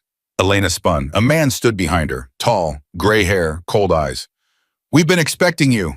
The man's grip was iron. Elena tried to pull away, but two more guards materialized from the shadows, flanking her on both sides. Don't struggle, the gray-haired man said calmly. It will only make things more unpleasant. Who are you? Someone who's been watching your progress with great interest, Officer Reyes. You've caused quite a bit of trouble over the past few weeks. Good, he almost smiled. I admire your spirit. Truly, it's rare to encounter someone so persistent. The guards pushed her forward toward the meeting room door. The council would like to meet you, the man continued. Consider it an honor. Very few outsiders ever see what you're about to see. And then what? You kill me like you killed Crawford, like you killed Mercer. That depends entirely on you. The door opened. Elena was shoved inside. The room was smaller than she'd expected. A round table dominated the center, surrounded by 12 chairs. 11 of them were occupied by men and women she recognized from Crawford's files, senators, executives, intelligence officials. The 12th chair was empty. Officer Elena Reyes, the gray-haired man announced, the woman who single-handedly dismantled our Blackwood operation. Every eye in the room turned to her. A woman at the table, the Secretary of Commerce, Elena realized with a shock, leaned forward. She's younger than I expected. Youth and idealism often go together, another voice said. A man in military uniform, 3 stars on his shoulder. The question is what we do with her now. The obvious solution, someone else interjected. She disappears, tonight, along with her biker friends. That's 30 people. 30 disappearances will attract attention. Not if it's handled properly. Elena found her voice. You're all talking about murder like you're discussing a budget meeting. The room fell silent. The gray-haired man took his seat at the table, the 12th chair. Officer Reyes, let me explain something to you. The world you think you understand, the one with laws and elections and constitutional rights, it's a useful fiction, a story we tell the masses to keep them comfortable and compliant. And you're the ones who really run things. We're the ones who keep things running. Do you have any idea how fragile civilization actually is? How close we come to chaos every single day? He spread his hands. We provide stability, order, direction. Without us, society would collapse into anarchy within a generation. That's what every tyrant says. Perhaps, but that doesn't make it less true. Elena looked around the table. 11 of the most powerful people in the country staring at her like she was an insect to be studied. What do you want from me? Cooperation, the gray-haired man said simply. You've proven yourself to be resourceful, determined, and surprisingly effective. Those are valuable qualities. You want me to work for you? I want you to understand that fighting us is pointless. We've been doing this for longer than you've been alive. We have resources you can't imagine, connections you can't fathom, and patience that spans decades. And if I refuse, then you die tonight, along with everyone you care about. He pulled out a tablet and slid it across the table. On the screen, a live feed. Sophia asleep in her bed at Elena's mother's house. 2 men visible in the shadows outside her window. Elena's heart stopped. No, Isum, we have people everywhere, Officer Reyes. There is nowhere you can hide, no one you can trust. The moment you became a threat to us, your fate was sealed. Elena stared at the screen. Her daughter, her baby girl. What do you want me to do? The gray-haired man smiled. First, you're going to call your FBI contact and tell her the investigation is based on fabricated evidence. Then you're going to hold a press conference recanting everything you've said about Mayor Holden. And then you're going to disappear quietly into a comfortable retirement courtesy of our generosity. And if I do all that, you'll leave my family alone. You have my word. Elena looked at the tablet, at Sophia's sleeping face. She thought about everything she'd fought for, everyone who had risked their lives to help her, and she made her choice. Okay. The gray-haired man's eyebrows rose. That was easier than I expected. You have my daughter. I'm not stupid. Elena's voice was flat, defeated. I'll do whatever you want. A wise decision. He gestured to the guards. Take her to the communications room. Let her make her calls. The guards grabbed her arms and led her toward the door. Elena didn't resist. As she passed the table, she caught the eye of the Secretary of Commerce. The woman looked almost disappointed, as if she'd expected more of a fight. Elena gave her nothing. She was led down a corridor to a small office. A phone sat on the desk, a laptop beside it. Make the call, one of the guards ordered. Elena picked up the phone and dialed Torres's number. It rang twice. Elena, where the hell are you? We've been trying to reach you for hours. Diana, I need to tell you something. What's wrong? You sound strange. The evidence we gathered, the recordings, the documents, it's all fabricated. Silence on the line. What are you talking about? I made a mistake. I was so desperate to bring down Mercer that I manipulated the evidence. None of it is real. Elena, that's insane. I've seen the documents. I've heard the recordings. They're authentic. They're not. I faked everything. Elena's voice cracked. I'm so sorry, Diana. I never meant for it to go this far. A long pause. Then Torres spoke again, her voice careful and measured. Elena, are you being coerced? Is someone there with you? No, I'm alone. I need to come clean. Where are you right now? It doesn't matter. I'm going to turn myself in tomorrow. I just wanted you to hear it from me first. Elena listened to me very carefully. Whatever's happening, whatever they're threatening you with, we can protect you. Just tell me where you are. I have to go. Elena, she hung up. The guard nodded approvingly. Good. Now the press conference. I need a moment, please. The guard hesitated, then shrugged. 2 minutes. He stepped outside the door. Elena moved fast. She grabbed the laptop and opened it. Password protected, but she'd watched the guard type in the code when they entered. She was in. Her fingers flew across the keyboard. Email, Crawford's files, everything she'd gathered over the past weeks. She attached it all to a single message. Recipients. Every major news outlet in the country. The New York Times, Washington Post, CNN, Fox News, BBC, Al Jazeera. Subject line, the council. Proof of shadow government. She hit send. The door burst open. The guard's face twisted with rage. What did you do? I sent everything to everyone. He lunged for the laptop. Lena grabbed the desk lamp and swung it at his head. He went down hard. She ran. The corridor was chaos. Alarms blaring, guards shouting, footsteps pounding from every direction. Elena sprinted toward the nearest exit. A guard appeared in front of her. She ducked under his grab and kept running. Another guard. She threw a vase at his face and darted past. The exit was ahead. 20 feet. 10. A hand closed on her collar and yanked her backward. She hit the floor hard, the wind knocked out of her. The gray-haired man stood over her, fury blazing in his eyes. You stupid woman. Do you have any idea what you've done? I've ended you. You've ended yourself and your daughter and everyone you've ever loved. He pulled out a phone. Kill the child. Make it look like an accident. No, Elena tried to rise, but 2 guards pinned her down. You had a chance, the man said coldly. You could have walked away. Now you'll watch everyone die before we're done with you. Elena closed her eyes. Sophia, her baby, her everything. She'd failed, and then she heard it.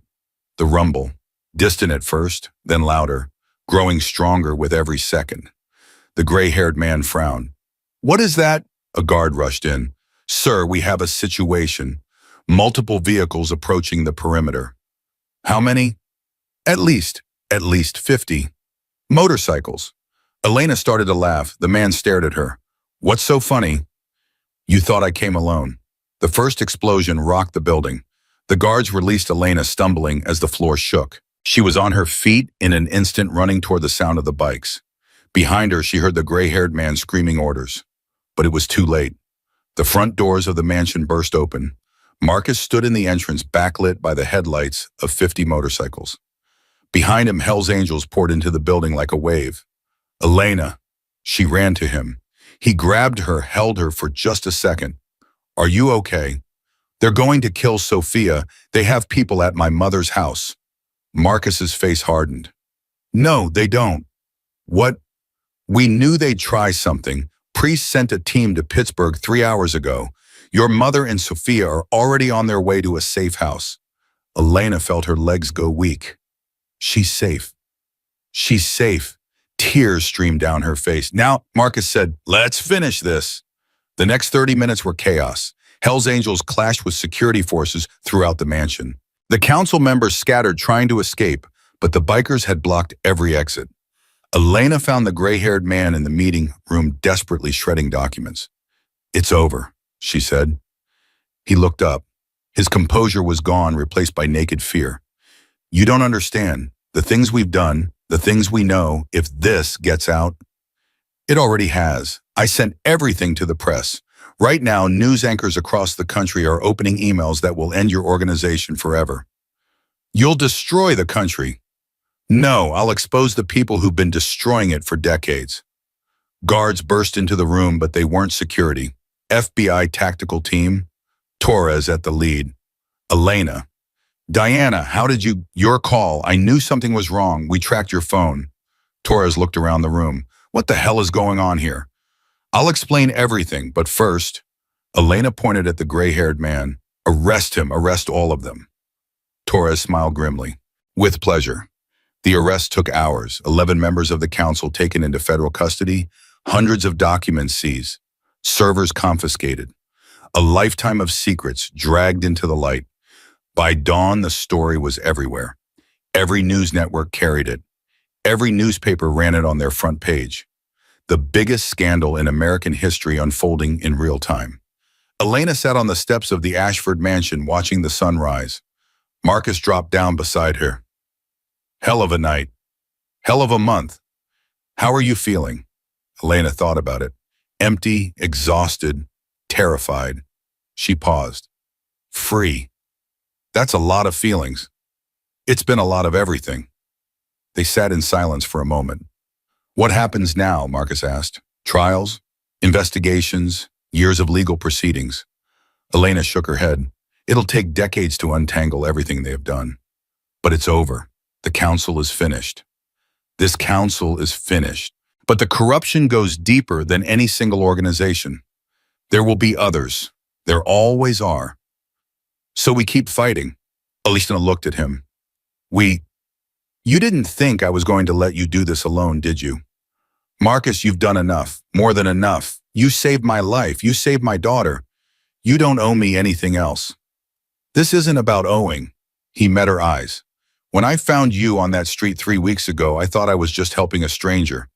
But somewhere along the way, it became more than that. More how you showed me that the world can change, that people can be better than their worst impulses, that a cop and a biker can fight side by side and actually win. He paused. I don't want to go back to the way things were before. I want to keep building something new. Elena felt tears threatening again. That might be the most beautiful thing anyone's ever said to me. Don't let it go to your head. She laughed, a real laugh, the first in weeks. Partners, partners. They shook hands.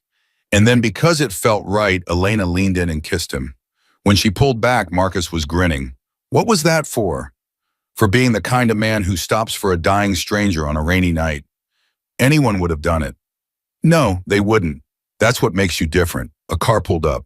Torres stepped out. Elena, your daughter's here. Elena was on her feet before Torres finished speaking. The back door of the car opened. Sophia jumped out and ran toward her mother. Mommy!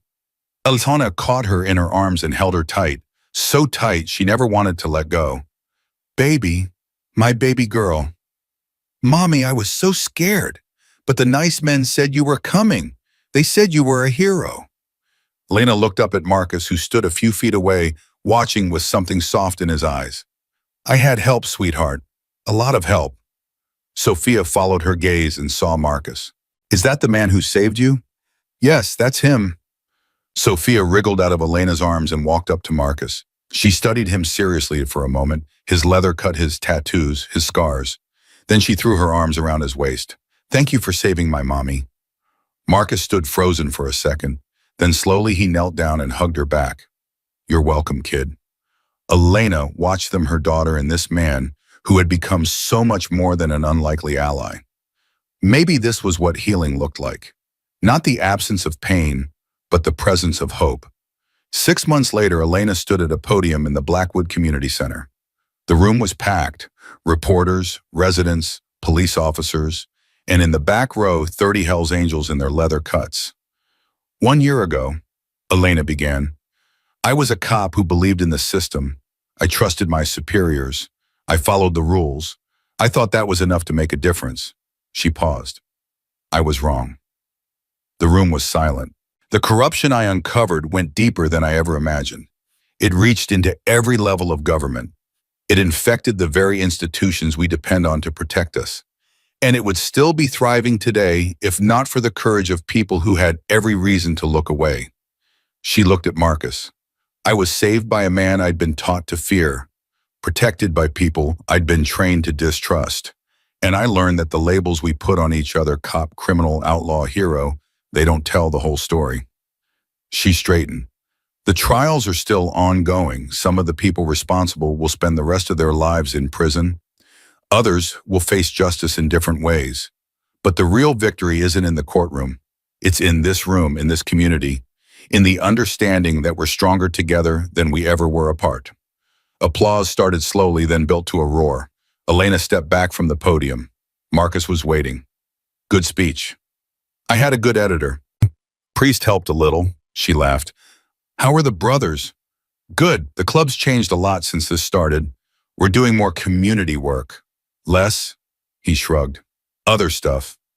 The notorious Hells Angels going legit. Don't get carried away. We're still outlaws at heart. He smiled. We just found better things to fight for. Elena looked out at the crowd, her mother holding Sophia's hand. Torres talking with priests like old friends.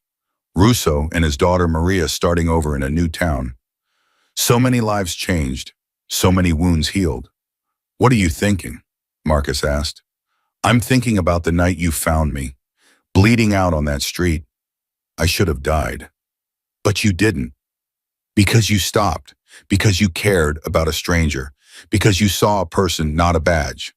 Is there a point to this reflection? The point is, Elena turned to face him. The point is that everything changed because one person made a different choice. You could have kept riding. You could have left me to die. Nobody would have blamed you. I would have blamed me. Exactly. That's what I'm trying to say. She took his hand. The world is full of people who keep riding, who look away, who tell themselves it's not their problem. But every once in a while, someone stops. Someone cares. Someone decides that doing the right thing matters more than playing it safe. And that changes everything. It changed everything for me. Marcus squeezed her hand. So what now? You going back to being a cop? They offered me my badge back, lieutenant actually, with a commendation. Congratulations. I turned it down. He raised an eyebrow. Really? I've spent my whole life working inside the system, trying to fix it from within. But this experience taught me that sometimes the best way to create change is from the outside. What does that mean? Torres offered me a position with a new federal task force, investigating corruption at the highest levels. No political interference, no bureaucratic red tape, just finding the truth and exposing it. Sounds dangerous. Probably, but I'll have good backup. She looked at him meaningfully. Marcus laughed. You want me to join a federal task force? I want you to keep doing what you've been doing, being a bridge between worlds, showing people that the lines we draw between us and them are artificial. That's a lot of responsibility for a simple biker. There's nothing simple about you, Marcus Cole. He was quiet for a moment. What about Sophia? She'll come with me. My mother too. We're a package deal. And us? Elena smiled. Us is whatever we make it. We've already proven we work well together. I figure we keep that going and see where it leads. Partners. Partners. And maybe, she stepped closer, maybe something more. Eventually, if you're interested. Marcus looked at her. This woman who had come into his life broken and bleeding and had somehow become the most important person in it. Yeah, he said softly, I'm interested. The community center emptied slowly as night fell. Elena stood outside, watching the last of the guests leave. Sophia had fallen asleep in her grandmother's arms, exhausted from the excitement. Marcus appeared beside her with 2 cups of coffee. Priest wanted me to tell you something. What's that? He said you're the first cop he's ever trusted, and he's 72 years old, so that's saying something. Elena laughed. Tell him the feeling's mutual. They sipped their coffee in comfortable silence. In the parking lot, the Hells Angels were mounting their bikes. One by one, engines roared to life. Headlights cut through the darkness. Marcus raised a hand. 50 hands raised in return. Then the bikes pulled out, rumbling down Main Street in a procession that would have terrified this town a year ago. Now people came out on their porches to wave. Elena watched them go. Do you think it'll last? She asked. This peace between the club and the community. I don't know. Nothing lasts forever. That's not very optimistic. I'm a realist, but I also know that things are different now. People have seen what we can do when we work together instead of against each other. That's not something you forget easily. The man, not the patch. What? Something you said once. You told me to see the man, not the patch. To look past the labels and find the person underneath. Did I say that sounds pretty wise? It was the best advice I ever got. Marcus finished his coffee and crumpled the cup. So, federal task force, corruption investigations, danger and intrigue at the highest levels of government. That's the plan. When do we start? Elena smiled. We already have. She took his hand and they walked toward the parking lot where his Harley waited. Behind them, the community center's lights went out one by one. Ahead of them, the road stretched into darkness. But for the first time in a long time, Elena wasn't afraid of what lay ahead. She had her daughter. She had her purpose. And she had a partner who had proven again and again that he would stand beside her no matter what. The night Marcus Cole found a dying cop on a rain-soaked street, he made a choice that changed everything. He could have kept riding. He could have looked away. He could have told himself it wasn't his problem. Instead, he stopped. He cared. He reached out to a stranger and refused to let her die alone. And in doing so, he started a chain of events that would expose corruption at the highest levels, bring down some of the most powerful people in the country, and prove that the bonds between people are stronger than the labels that divide them. Elena Reyes climbed onto the back of his motorcycle and wrapped her arms around his waist. Marcus kicked the engine to life. The Harley roared once, then pulled out onto Main Street. They rode into the night, 2 people who should have been enemies united by something stronger than law or outlaw badge or patch. Sometimes heaven rides on 2 wheels, and sometimes the angels who save us look nothing like we expect.